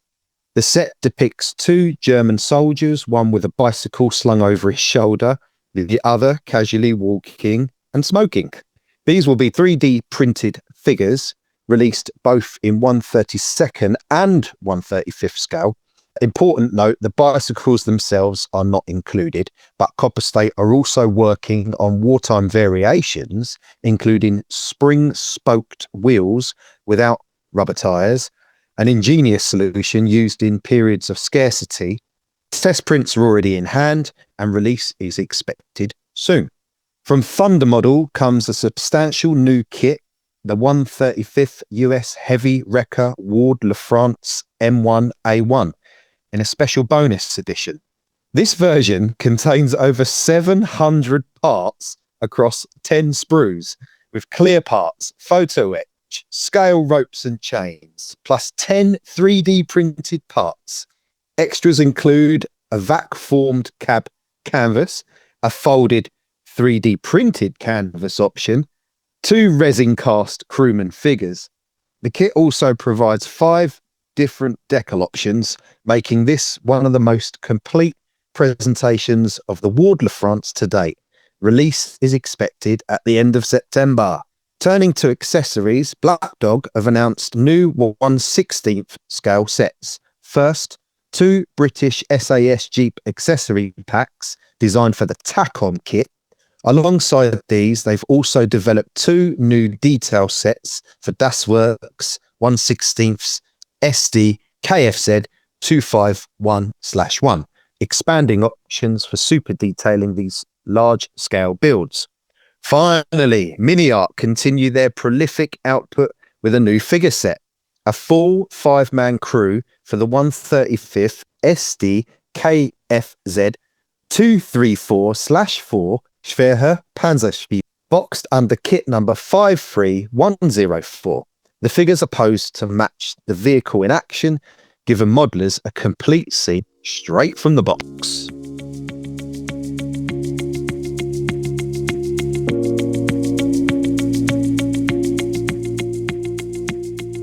Behind every aftermarket innovation is someone who truly understands modelers. Precision by Passion celebrates those who don't just supply the detail, they are the detail. Benchmates, for this episode we're joined by someone who wears more hats in this hobby than most of us have unbuilt kits in the stash. Chris Meddings is the driving force behind Inside the Armour 3, the latest chapter in his publishing journey, following on from the original Inside the Armour books that inspired so many modelers worldwide. Chris has not only built a reputation as a respected modeler and author, but he's also embraced new technology, learning CAD and running a 3D printing business. From the early days of authoring detailed Armour titles, through to his own modelling podcasts, namely The Model Philosopher, where he explores the philosophical side of scale modelling, and the Models from Ukraine podcast. Chris has shown how passion and persistence can shape a career in our hobby. So it's our pleasure to welcome him to Beyond the Box Art. Chris, thank you for joining us, and I'll jump straight in with the first question. Running a hobby business is not exactly a 9-to-5 Monday to Friday job like most of us have to endure. In the hobby sector, you have to wear many hats. How do you balance the technical demands of product development with a business side like marketing, customer support, and the distribution logistics? Not to answer the question directly, but I would say, and this will maybe quite unpopular with some people, a lot of people go into the hobby business, usually like quite often after redundancy or because, they want to make a bit of extra money or something like that. And they have a real passion for the hobby and for the models. And they really know an awful lot about models, about their subjects, and are probably really good at scratch building or 3D or something like that. But they don't know anything about business. The most important thing you need to run a hobby business is to know about business. Because this is the third iteration of Inside the Armour. And to be honest, the first one, that's what it was like for me. And I learned a lot of lessons the hard way, and I lost a lot of money spending an awful lot of hours working. Some days I was working 18 hours a day, and really I didn't make much money at all. And I've had to learn sort of how to run a business along the way. I kind of knew some stuff because I came from sales background. I was in a headhunter and in sales for about 5 or 6 years after leaving university before I started this. But yeah, I had to learn the hard way. And the business side is where most people fall down. So the number one, you have to basically have priorities. And the number one priority is always orders and customer service. So that's the first thing I do after I've had my coffee in the morning. I was going to say when I wake up, but no, obviously I have to get out of bed and get dressed and things and have a cup of coffee and that sort of stuff. But as soon as I sit down to work, the first thing I do is orders and emails and customer service. Mm. And then after that, I put the printer on. And then while it's printing, that's when I do design work and other work, basically. So as a business, the greatest resource you have is customers. And if you look after them, they'll look after you. You do get the 5% who you wish weren't your customers sometimes, probably are only once, and you treat them just the same as you would anyone else, but they don't come back because people tend to think you're Amazon, and they tend to think that everything is done same day. I mean, I've had someone, I posted something on a Friday or Monday demanding to know why it's not there, and it's, well, you didn't pay for next day delivery, and if you didn't, then it's probably not going to be there on Monday. It's a weekend. But most of them are fantastic, and if you focus on customers first, a lot of your customers are repeat customers. And I would say a huge proportion of my income comes from repeat customers. And they only come back if they like your product and they like you. So you better look after them, basically. But it is difficult. Being a one-man business, it's almost impossible to do it all. And I've reached a point where it's become a real issue for expansion and growth for the business, because there's just not enough hours in the day and I've only got 2 hands. How does it affect you health-wise? You said used to spend up to sort of 16 hours a day working, etc. Obviously, it can't be healthy actually spending that much time working all the time and actually having to try and resolve all the issues you've actually got. As you said, some customers are not easy. Obviously, not saying that all are difficult, but how does that actually affect you as the young person rather than a business? Anyone that knows me knows I've had a lot of mental health problems in the past with anxiety and depression and things. And long hours is really, really bad for that. But at the same time, working is a great distraction if that's the problem you've got. Yeah. But I don't work those kind of hours now, not unless I've had a huge order in from Hannants or something and I need to get it out. They don't pressure me, but I try and get their orders out in a week. Yeah. If I give them good service, they'll come back with orders more often and they'll be happier to work with me. Because with a big company like that, you can't expect them to work how you want to work. They've got systems, they've got staff, they've got warehouses that have certain systems and everything else, and you need to fit in. So, you need to work to them, basically. But I'm digressing again. So unless I've got a big order like that, I try to work 9 to 5, 9 to 7, and spend more time because, I've got a young son and I've got a wife and everything. And if you don't look after them as well, then before you know it, you've got a business and not much else, frankly. Yeah, true. Very true. Okay, so moving on, as the hobby industry evolves, particularly with younger generations shifting towards digital or instant access hobbies, how do you ensure Inside the Armour stays relevant and appealing to a wide demographic of modelers? That's kind of not my job because I'm not Tamiya or Airfix. And even Airfix, I think, have given up to a certain extent on appealing to a wide demographic of modelers. I think they're largely aimed at middle-aged men, particularly with all the Cold War releases and so on. I thought you were going to say middle-aged spread for a minute. No, that's what you get when you sit there building too many Airfix kits or anyone else's kits for that matter. I've certainly got plenty of that. You have to it's a niche business and you have to find your audience and look after your audience. And that's what I do, basically. I'll leave Bandai to worry about looking after that. But I would say I was listening recently to Joan Biediger's new podcast, Her Shrink Ray Eye. And she made a really good point on the latest episode about women in the hobby and how there aren't enough of them and so on, that the hobby is missing out on 50% of the target age range for hobbies. So women our age who grew up in the same culture we did don't model. Why is that? And if we're looking at bringing in kids, we should be looking at bringing them in too. Very good point. I mean, I don't know what we do to bring them in. I'm not saying that, the hobby needs to change to accommodate them, but I'm just saying it's shocking, really. Well, 48% maybe of the adult population doesn't do modelling. It's kind of outside of modelling. I know we have a couple of females in our branch of IPMS at Bolton, and I was intending to try and get both of them onto the pod to actually talk about their experience in the hobby, but to find out why they've actually come into the hobby and what they're actually modelling is going to be quite an interesting conversation itself, I think. Because as Joan was saying, there are women engineers, there are women in the military. There's no reason why they wouldn't be interested in the same subjects. So it is a big question why they're not in it. Go back to your question, what do I do to appeal? I find the audience and I try and make what the audience wants, basically. And as we said before we started recording, a lot of it purely comes down to looking at what the latest new toolkits are and producing stuff for that. Okay, so you're looking at new releases and what you can actually bring to that release to basically enhance what's been made by injection molding, which in the injection molding process can't actually capture. It's interesting because Edward recently put up a video about their new S199, the Czech version of the Avia built post-war BF109. Yeah. And it's going to be a hybrid kit. And the wings and fuselage and the canopy and some of the other parts are going to be plastic and the rest is going to be 3D. Mm-hmm. And they went into a lot of detail. It's very interesting about why they did it. And I can recognize a lot of it. If you want surface detail, like engraved panel lines and rivets and so on, and you want them to be really nice and really sharp and a beautiful smooth surface, injection molding is the best way to do it. Mm. But if you want very refined, sort of complex detail that can't essentially be demolded from a two-part mold, which is a lot of things, then 3D is the best way to do it. So they do a mix of both, using the strengths and weaknesses of both. People say, 3D will replace injection molding.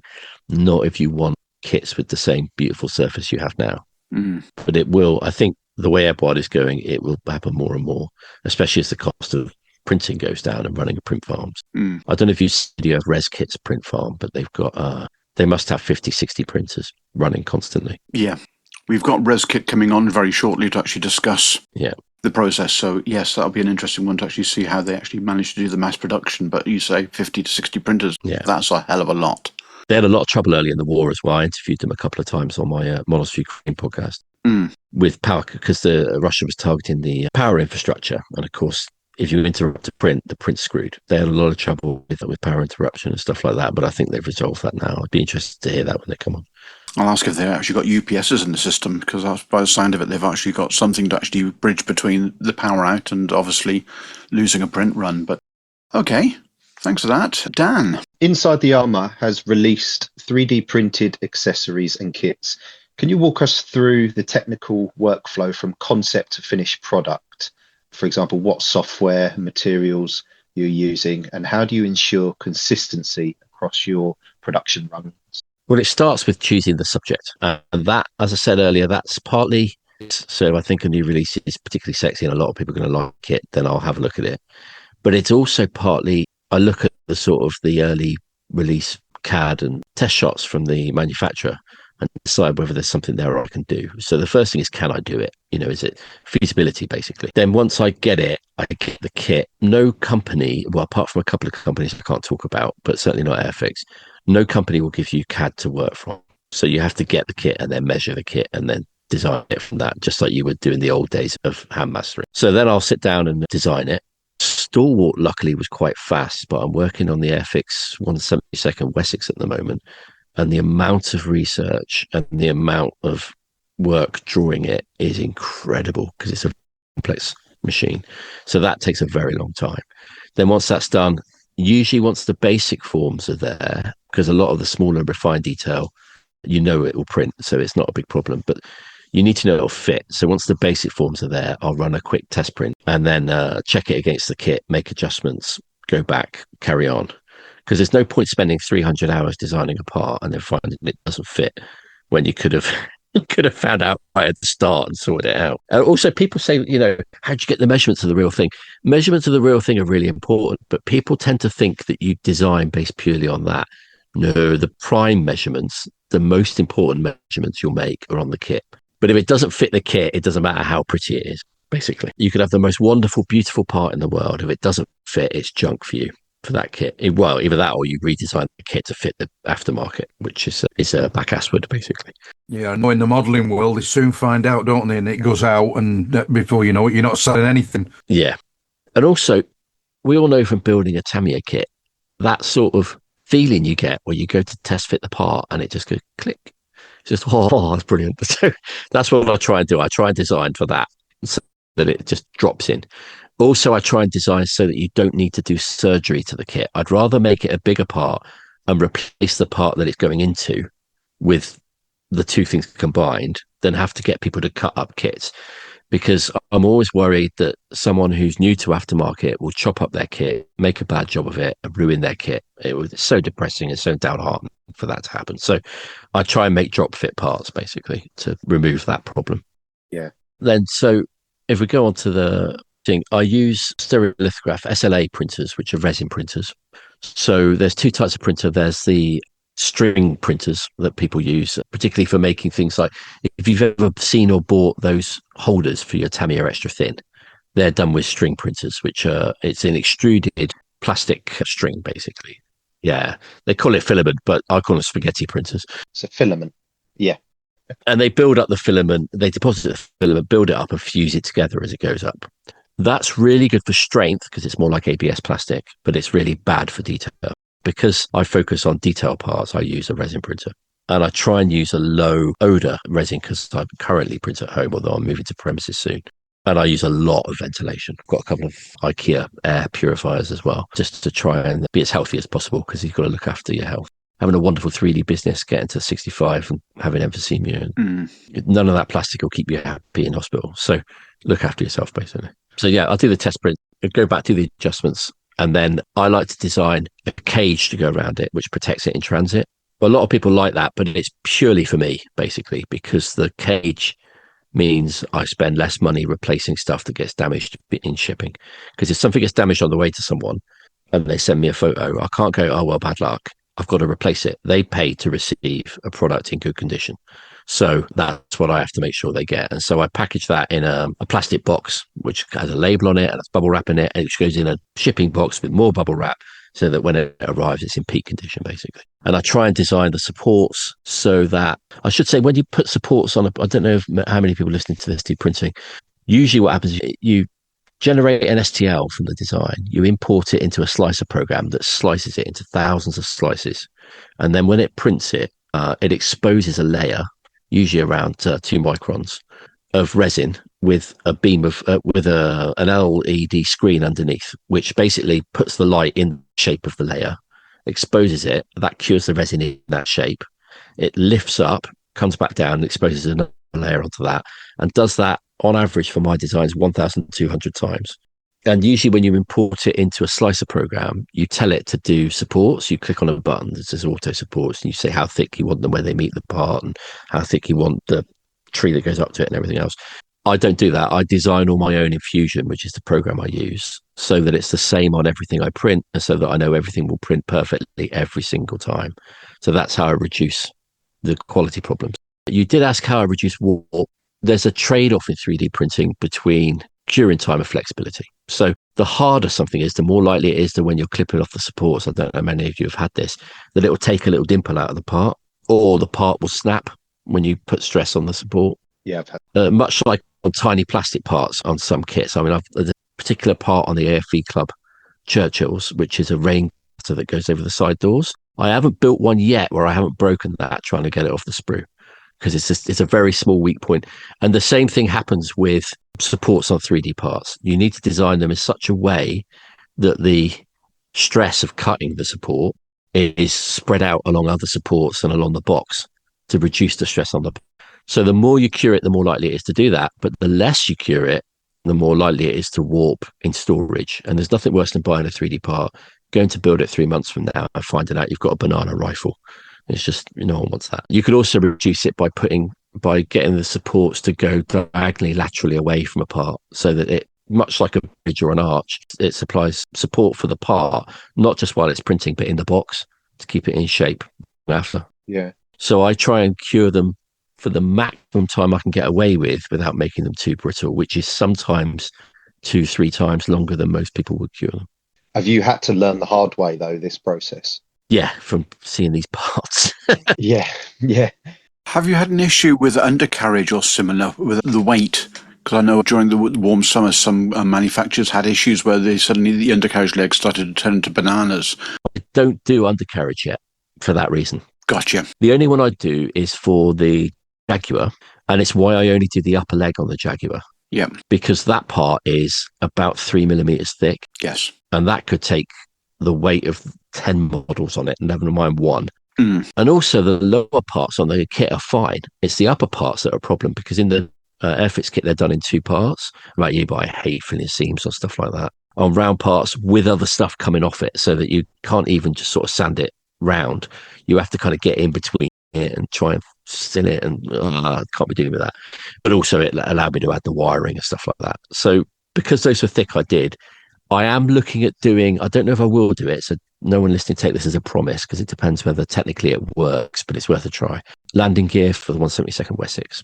But if I do, the trick is going to be printing them at a tube with a very thin wall that you put a metal bar inside to give it the strength. And I know that's how some other people do it as well. Essentially, the piston, the oleo operates. They usually make that the metal bar. And that's what I'll do, is to try and print it in such a way that you can insert a brass rod or a solid aluminium rod or something that will give it the strength. Because the last thing I want, like you say, if you spend 200 hours on a beautiful aircraft and you put it on your shelf and you go back and look at it a month later and it's wonky, that's 200 hours you've wasted. We've all fixed models, but they're never quite the same as when you first build them.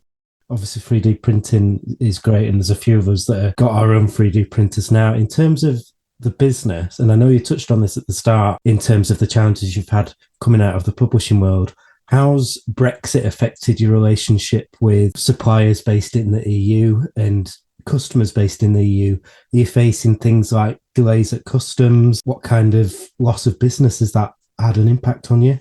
I don't buy anything for the business from the EU. I don't need to. The UK market is really good, I'll be honest, though, and it grieves me to say it because, well, for various reasons. Most of what I buy comes from China. So the resin, the machines, the plastic boxes I package all comes from China. I might get the plastic boxes from Amazon. I've bought them from Temu before, and it's the same boxes. So whoever's selling them on Amazon is buying them from Temu, splitting them up, and putting a markup on it. So it's the same. There's some factory in Shenzhen turning out billions of these things.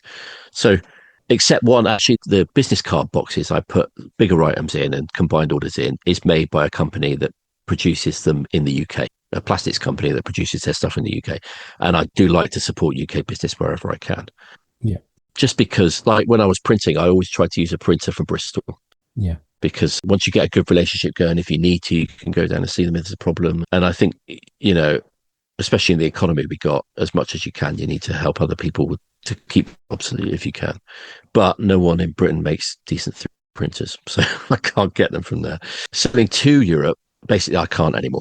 Brexit absolutely destroyed my book business overnight, pretty much. That and we were promised during Brexit, I don't want to get into politics, this is purely about the financial side of it.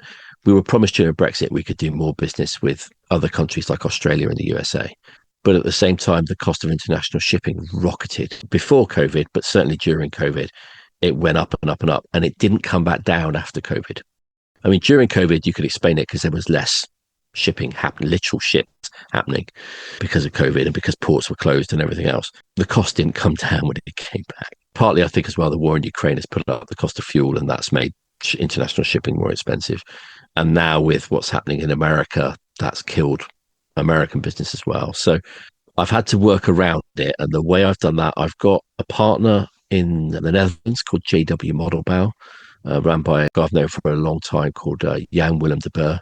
And he prints my stuff under license and sells it and then sends me a cut of basically. But he does all the printing, all the packaging, all the sales, everything else. Then because it's sold inside the EU, I don't have the problem that I would have had, which was that you have to have a legal representative in the EU in case of a court case. And the reason they brought that in apparently was because a lot of non-safety compliant products was coming in from other parts of the world. So they had to do it as a way to stop people getting around the CE mark and, faking the CE mark and that sort of thing, and to make it safer in the EU. And I can understand why they did it, but of course for small business, it's been a nightmare. And now with the US doing the same, I've got John at Matters of Scale, and I've known John for a long time. A lot of people say, well, why don't you just set these up in every country? Yeah. You need to have, the problem is you give these people the STLs, you're giving them the intellectual property. And once it's out there, if they chose to and put it for free on Colts or something, there's nothing you could do to stop it. So it has to be people you know and trust, basically. And those are few and far between in the world. We had John quite a few episodes back, which was really interesting. And it's interesting getting around it with this sort of outsourcing. If you were to compare it with how you'd sell the 3D products before, I take it there's a bit less profit involved in that, in terms of, because you're getting it from you're getting the profit from outsourcing it, but I take it that wouldn't be as much as if you were selling the product directly, would it? No. I make far more of stuff I produce myself. But what you have to remember is I'm not just giving them a cut for printing it, also for the time spent processing it, packaging it, Yeah. For their time, basically. And you have to make it worth it. It's the same with selling to handlers or retailers. You have to give them a good cut. Otherwise, there's no profit in it for them. Why would they do it?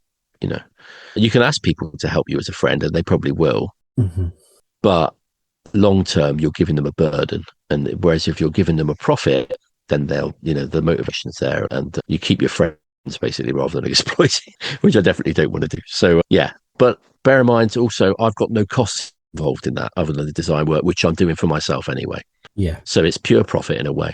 And you touch on there the sort of the commercial law surrounding the STLs and the licenses. I think it was John when he was on saying you are getting court cases now in the US where, people are being found at these trade fairs with 3D printed items that they don't own the license for. Yeah. Kind of jail time that they'd be facing, particularly in the US where you get more of the private lawsuits.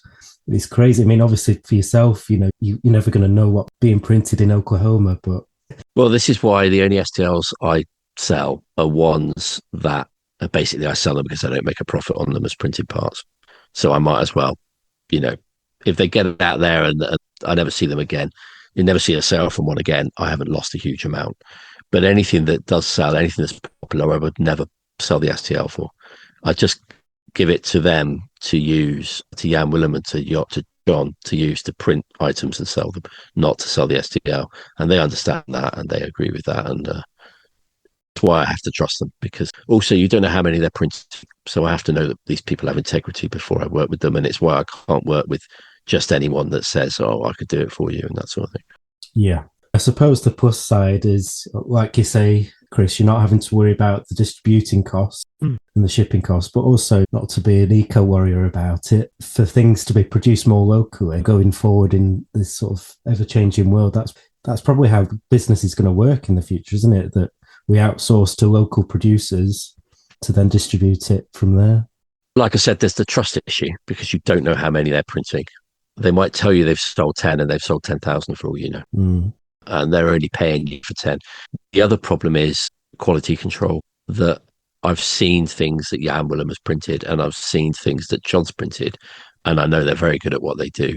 But I have designed something for a friend that runs a company in Japan, and he tried to get it printed and he couldn't get a good print of it, even though I could print it great at home, because he just didn't know people who were capable of printing to that level, which is not an especially high level, but it's just, I don't know, it didn't work for him basically.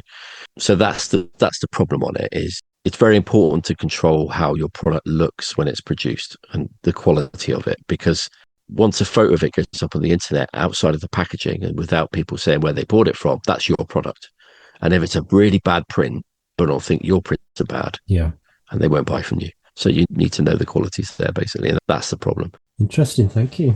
Quick question that comes on from that, Chris, is do you actually do any design work for other manufacturers or small industries?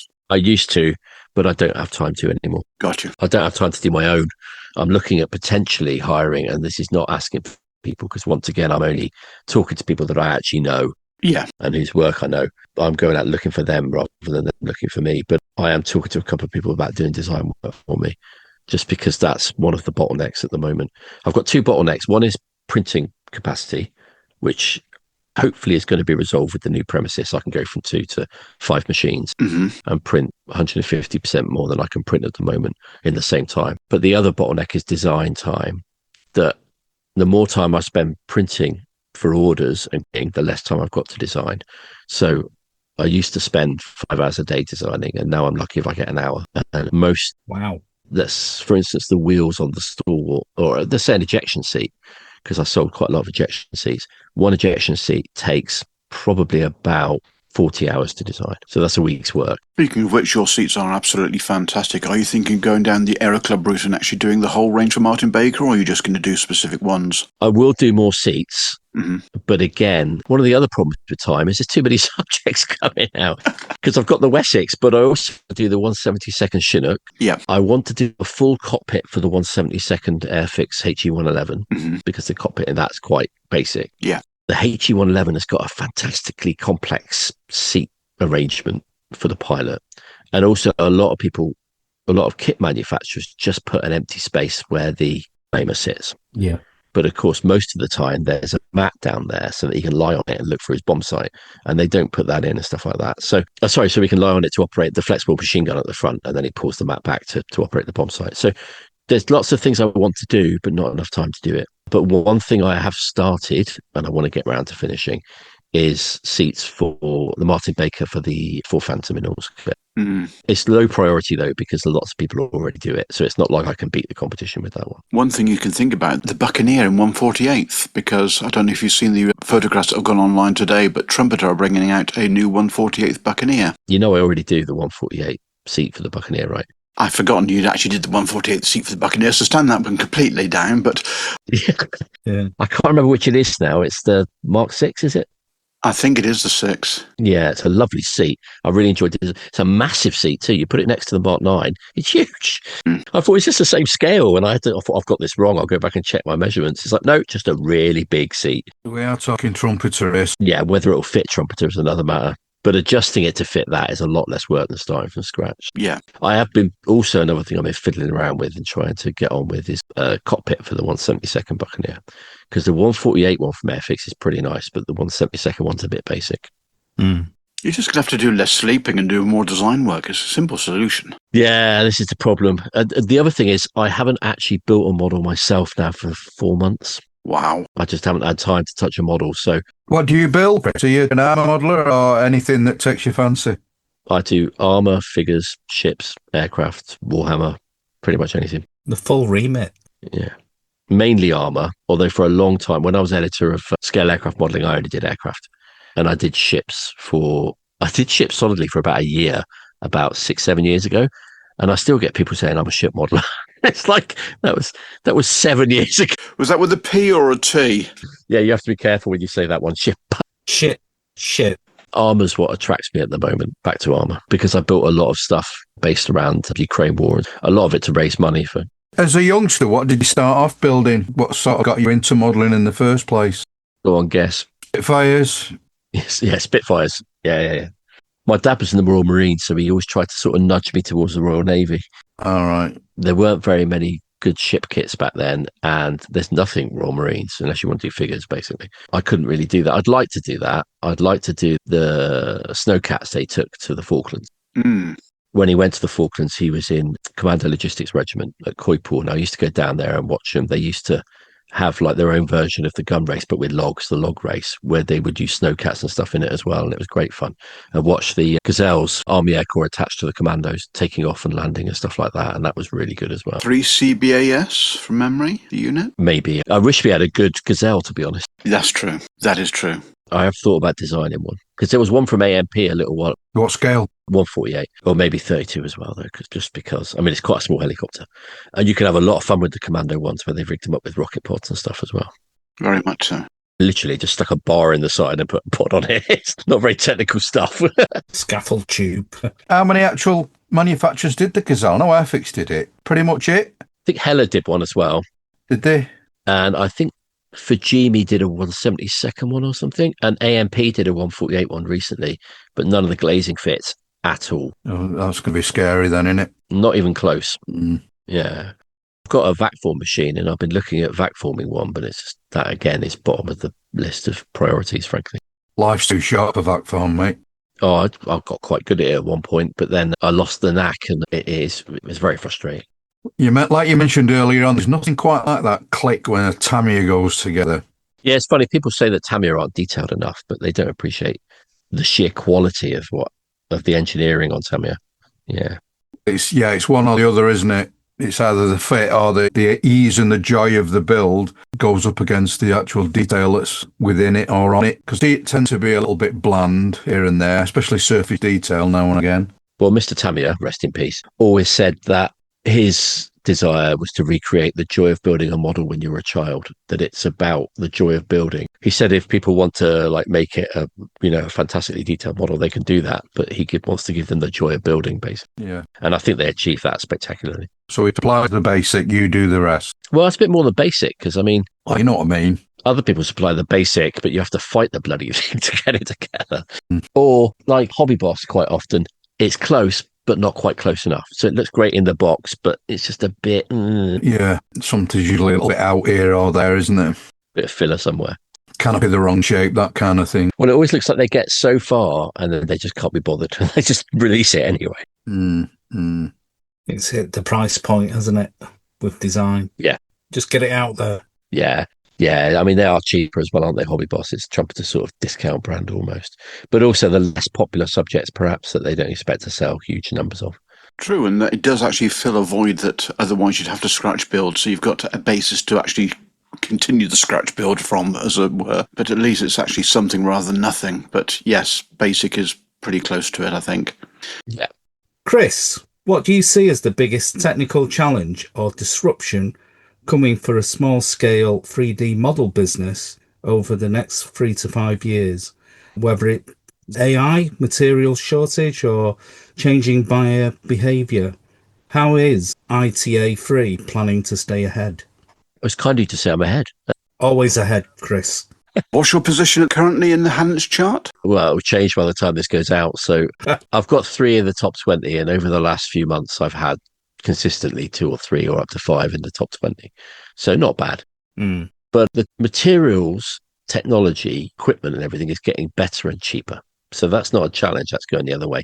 In fact, it's got to a point with printers where I saw there's a new 14K machine coming out from Frozen, a new 14K machine coming soon.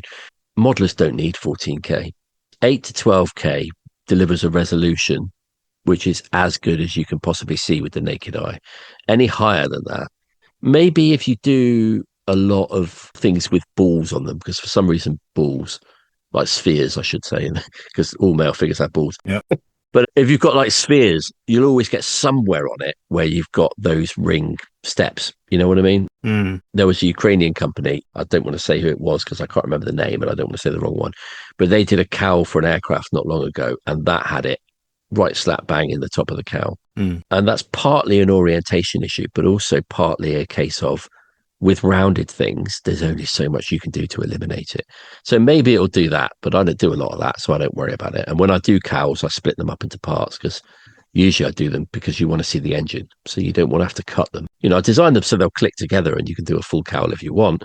But like I did with the Perseus and the Mercury engines for the Lysander, they'll fit over the engine as well, which the kit cowls wouldn't do because they're too thick. I mean, they'll fit over the Airfix engine, but the Airfix engine's undersized. But anyway, I'm going off on a tangent again. So I don't design things like that. I design around it so I don't have that problem. But for some people, it's an unavoidable problem, and maybe they can use 12K machines. But for the rest of us, 8 to 12K is fine at the resolution it can print. You know, I can print relief detail that's less than 0.1 millimeter. The rivets on the bolts on the seats, ejection seats I do, are 0.15 millimeter tall. So they're very, very low. And also it gets to a point where if the detail's too low, yeah, it looks nice on the print, but as soon as you put paint on it, you obliterate it. Yeah. What's the point? Even very fine spray with an airbrush, you lose detail. So you need a certain amount of exaggeration of detail so that you can see it once it's printed. So once again, the resolution doesn't matter. So the technology and the tools are only getting better and cheaper. However, there are threats. I mean, my son's doing extremely well at school, both for dad time. So he would not ever want to go anywhere near my business. But if he did and wanted to inherit my business, I would say, no, don't, do something else. Yeah. Because by the time I come to retire, I actually expect AI to be doing most of the design work. Right. And once AI can do the design work, you don't need to buy prints anymore. You just need to buy a printer. You just need good voice control on what exactly you need, don't you? Well, as the old expression goes, crap in, crap out. So if you haven't got any good information, you won't get a good design out of it. But for most things, I've even seen someone put up a photo a while ago on the Scale Model Critique group on Facebook, where they asked AI to generate an STL for pilot's helmet for, I can't remember what it was, an F-18 or something. And it actually did an 85%, 90% good job, which was scary. From information it could scrape from the internet. So even though I don't approve of that, I think authored work is good work and AI is stolen work in a lot of ways. It doesn't mean it's not going to happen. You have to accept that it's going to be the way things go. And I think AI will get rid of 3D designers in 20, 30 years, probably at latest. The other threat is more plastic companies are doing their own 3D parts, like Magic Factory, like obviously Edward, but Edward was a aftermarket company before it was a plastic company. So it makes sense they would still do their own aftermarket. But I think you'll see it more and more in plastic kits. I think more and more, particularly for things like, I don't know if you guys know Ding Hao Hobby, which is a sub-brand of AFE Club. Mm-hmm. But when AFE Club make a kit of something and they want to do like a special version of it with something that they know won't sell in high volume, they'll put resin parts in the kit and sell it as a separate version, like they did with the Yugoslav M5 Honey, which had a different turret, and they just made a turret for it, stuck it in the box, sold a few of them, and didn't bother selling any more of them, kind of thing. Because resin, now 3D print, is low, it's relatively high cost in comparison to plastics. The profit margin is much lower, but also you can produce much lower volume. So if you're not going to sell many, it makes sense. But with 3D printing becoming cheaper and easier for companies to manage in-house, I think most companies will be doing their own aftermarket before too long. So that's the other threat to small business, basically. I've seen that myself with building this for HMS Sheffield. There's a resin part in there, which is for is it the radar array? I don't even know what type it is. Yeah, it's the radar. Yeah. It's so precise. And when you stack it against the kit plastic part, it's just miles apart in terms of quality. Yeah, I understand where you're coming from in terms of that. I used to design and have made, send it out to have it made, but designers sell photo etch as well. And I think 3D has killed the photo etch business. I think the photo etch business won't be around in 5 years' time, unfortunately, because I've got a lot of good friends that work in it. That's just an example of how technology is sort of making parts of the business redundant. Also, happened first in ship kits, but it's come across to Armour now. The old hand-mastered cast resin parts, dinosaur stuff now. Yeah. I mean, a few people are still doing it, but you look at the likes of in ships, you look at Combrig, which I don't buy anymore because they're a Russian company, but that's all 3D designed hulls and they're absolutely beautiful, really nice, really sharp. But then there's another company, I think Armour in Poland, that make like little French pre-dreadnoughts. They're all hand-mastered. Boy, do they look it. They look like someone carved them out of a potato. But there's only so much you can do in 1/700. You know, no matter how good you are with your hands, there's only so much you can do, and you'll never be able to design it to look like 3D print. Yeah. Well, apart from me, because I can't operate a computer properly. Well, anyone that can use CAD at all, wheels are actually very easy. The only tricky part's to tread. So, right, brilliant. So there you go, kids. Out there in listener land, that's your next task, to join Chris and train up as a CAD operator. Well, kids are actually. My son learned a bit of CAD in IT at school, and his girlfriend's doing game design, and they're taught to code now and stuff, and they have been for 20 years. You know, the next generation's coming through ready for the digital world, basically. It's frightening. When I was at school, we had one computer in the whole school, and now you look at it. Hang on, you had a computer? We didn't even have a computer. We had slide rules. Here we go. I was going to say, they just got rid of the slide rule when I went to school. Blimey, yeah, okay. Logbooks, slide rules. The old Texas Instrument calculator. Absolutely. In fact, we used to have this very early type of calculator, and I'm showing my age here, obviously. Where did you grow up? 1940? Yeah, just short of it. He had the abacus. Yeah, hey, don't knock him. I'll tell you what, he looks good for his age, doesn't he? Don't knock those abacuses, bloody hell, hey? Apart from when you tip it to one side and it's recalculated the whole job. You can't spell boobies on an abacus. Yeah, that's true. I give up. He's obviously tried. Oh, yes. Oh, dear. Okay, Chris, to wrap things up, where can our Benchmates find details of your products, and are any of the digital titles of the books that you used to sell still available on socials, etc.? Yeah, you can still buy print copies and digital copies of Modelling Churchills, Soviet Armour in Foreign Wars, Scratchbuilding Masterclass 2, and Models for Ukraine Book 2, which all of the proceeds of the last one go to charity in Ukraine. And it's a superb book. First one completely sold out. The two together raised over £35,000 for humanitarian aid to Ukraine. But I've been continuing to donate more money from other things I've produced. Brilliant. On a personal basis since then as well. So those are still available physically. Digitally, you can buy all of those, and you can also buy Perfect Pits, which is the small book we did on detailing cockpits, and that's it for the books. And all the very few STLs I do, but also all the print stuff is available from InsideTheArmour.com. Much of it is available from handco.uk, The EU you can buy from JW Modebau. There's a link on my Facebook, Inside the Armour Facebook page for that. On all the posts when I announce products, you can see a link for that. And also from mattersofscale.com in the USA. John started off with a few products, but he's now uploading all my products. So soon my full product range will be available in the US. Fantastic. Okay, I must say the perfect pits. From memory, the digital version's actually got an extra chapter or two in compared to the print version? Yeah, we did. I licensed that for publication in Japan. And to make it a bit different from the previous one, we added a chapter from the incredibly talented, you should get him on, he's a phenomenal modeler and a really nice guy, Fanch Lubin. Yeah, I've got both, so smug mode here, but yes, it's absolutely brilliant. If you're into your scale aircraft modelling, you need to get a copy of this into your archive. It's absolutely brilliant. Okay, well, to settle a long-running argument we've had since we started, going back to your ship modelling days, full hull or woodline? I do both. Oh, on the fence. I like to see some ships in action. Mm-hmm. So when I'm doing 1/700 Japanese ships or pre-dreadnoughts, I like to put them on a sea. But when I'm scratch building, I like to do full hull because you can't beat the lines. It's just beautiful to look at the lines. When I scratch built the 1350 Suffren, a French pre-dreadnought, that had to be full hull because French pre-dreadnoughts are fat bottom girls and you need to see that bottom. They've got tumble home hulls, so they're wider at the bottom than they are at the top. I'm saying nothing there. No, they have. Very wide at the bottom. So, Nevs, that's 1-1. Yeah, it's a draw there. Nevs, I need to ask you, how is the Sheffield? I saw it in the box and it looked nice, but how does it go together? It's Wongy that's doing the Sheffield. Oh, sorry, Wongy, yeah. Chris, all I can say is it's beautiful to put together. Really is. The photo etch in it is brilliant, and it was my first time using photo etch. Obviously, I did the first time, disappeared. Yeah. You know, hats off to them. They did have like this sticky plastic on the surface of both sides of the photo etch. Oh, yeah.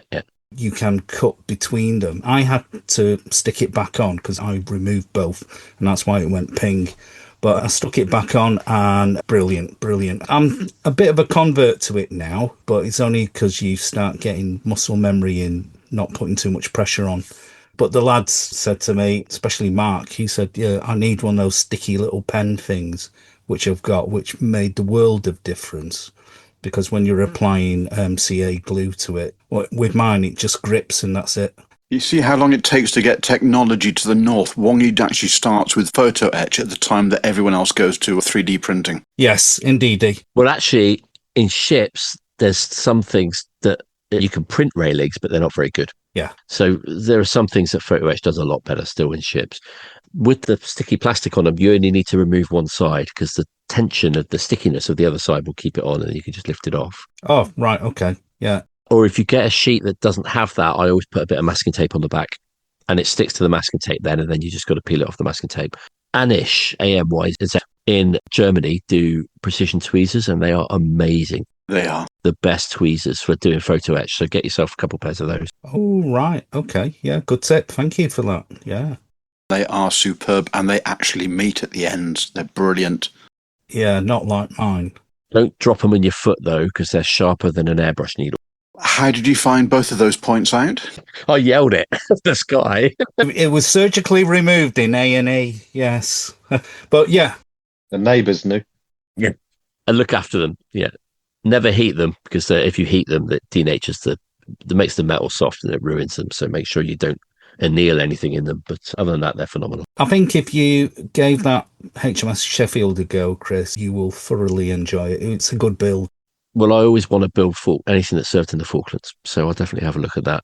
I think they do Coventry as well, HMS Coventry. Yeah. Yes. And I'm hoping they do Ardent as well. That would be good. They did, yes, they did indeed. And I'm hoping they go through the whole class of the Type 22s and all the other ships as well. Yeah. They're doing batch 2, batch 3 of Type 42s. I'd like to see someone do a new Fearless. Type 21s as well. Hope they do that. Yeah. In 350th scale.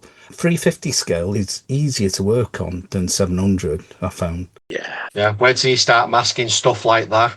What is it? The back end of HMS King George V. Oh, I thought you were building Warspite. I am, but Oh, right, okay. I'm building them side by side. Yeah. Very similar ships in a lot of ways, even though they were built quite a while apart. I've mastered a Mikasa. That was a lovely job. 1 through 50 Mikasa. That took a couple of days. I've got the 200 scale one of that in the loft. I've got one over there, but I was going to convert it into something else. No, I'm not thinking of Mikasa. Sorry, I was thinking of a different ship. No, Mikasa I will. Yeah, HMS Exmouth I was going to convert it into because they're very similar ships. And I grew up near Exmouth, so even though the ship isn't named after the town, I thought it'd be fun to do HMS Exmouth. That'll be great. Yeah. One thing which I did learn is that the instructions which 4-Art gave you, basically suggestions more than instructions. Because when you build it, if you built in accordance with the quote unquote suggestions that they lay out, you can't actually paint it because it's just fully built. And you need to start thinking about layering the ship itself in the way you're going to build it. All ships come with instructions like that. You do need to learn to build in sub-assemblies. So you do the superstructure separate and you do the turret separate. And then usually what I do is build the hull and not put anything on top of it. Then paint the hull, paint the deck, mask the deck off, then build the superstructures, the turrets and everything else, paint them separately, and then essentially assemble them at the end. Even the photo etch I paint on the fret. Ah, right. Okay. Good point. Yeah. I've still got the handrails to get on, but I might actually paint them before I glue them on. And then just touch up once once I've clipped it off and stuck it on. Tip for those, use a really good, strong PVA instead of super glue.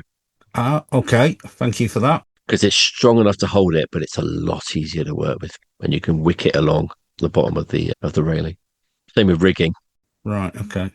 Would you actually thin it and wick it along, or would you actually use it? Yeah, but only thin it a little, because the more you thin it, the less grip it's got. Right, okay. It gets weaker, basically. It's good enough usually to hold it on, whereas super glue, unfortunately, you can get it on, but then you have to cope with the fact you've got this shiny glue where you've stuck it on. So once you've done that, as it dries, it can dry a bit more blobby and visually that you can see it, whereas PVA will shrink when it dries.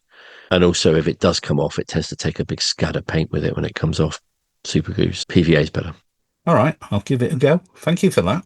Yeah, as a virgin ship builder myself. And they're addictive. I keep wanting to go back to one, but again, it's time. I don't have time to do anything these days. So. It is more time consuming though, because that's the Tamiya kit, and the amount of square knobbly bits that are all over the deck is ridiculous. And the masking, I've done 2.5 hours on that, and I've only done the front part of it. I've only done the forecastle area. That's it. There are hundreds of ventilators on it, aren't there, and stuff like that. Yeah, there's all like little boxes on the deck and everything else. And I thought, why couldn't you have just put them on a sprue and then just let us glue them on and just spray them all one colour? Buildability, Mike. That's it. Again, though, it's because a lot of less experienced modelers would have trouble clipping them off and losing them and stuff like that. Oh, there is that. For the super detailers, you've got to remove them all cleanly so you can replace them with better 3D parts. Oh, dear me. That's a job in itself. Isn't it just? So, Chris, you said you haven't actually been building anything for 4 months. What's actually still on the bench? A AFV Club YPR, Ukrainian YPR, which got stalled because I decided I really needed to design some tracks and wheels for it. So I did that. And then I thought, I've just seen really cool pictures of 3rd Assault Brigade ones with this mesh stuff on that isn't in the kit.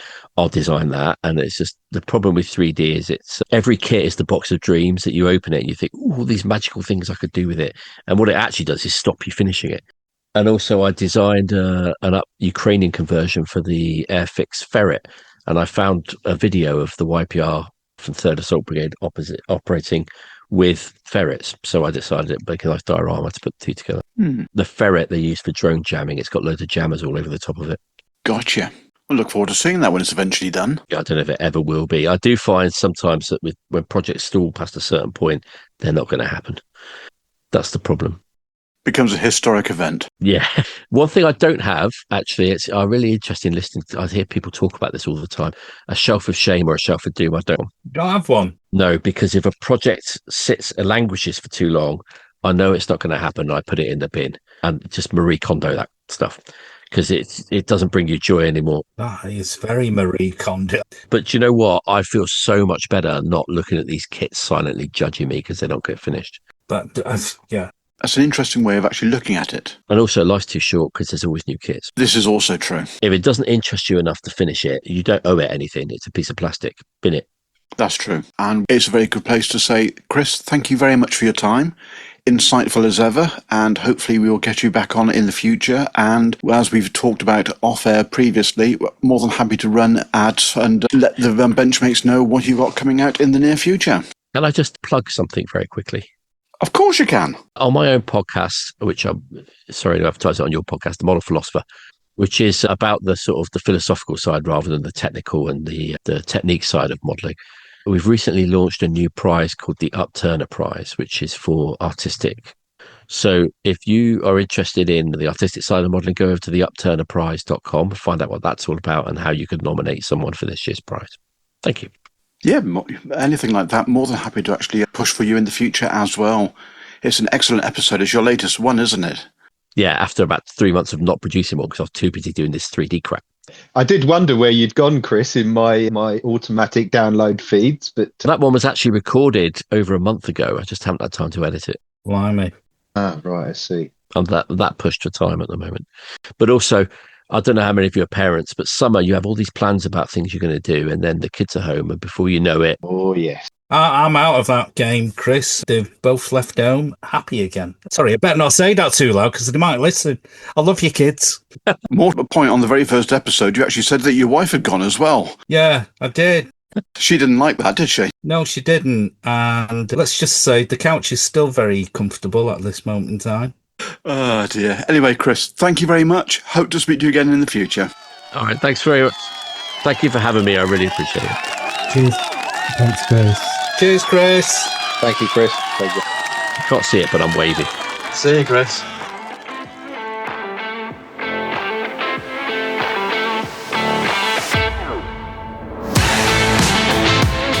End of another fantastic episode. I can't believe it's 10 episodes we're in already.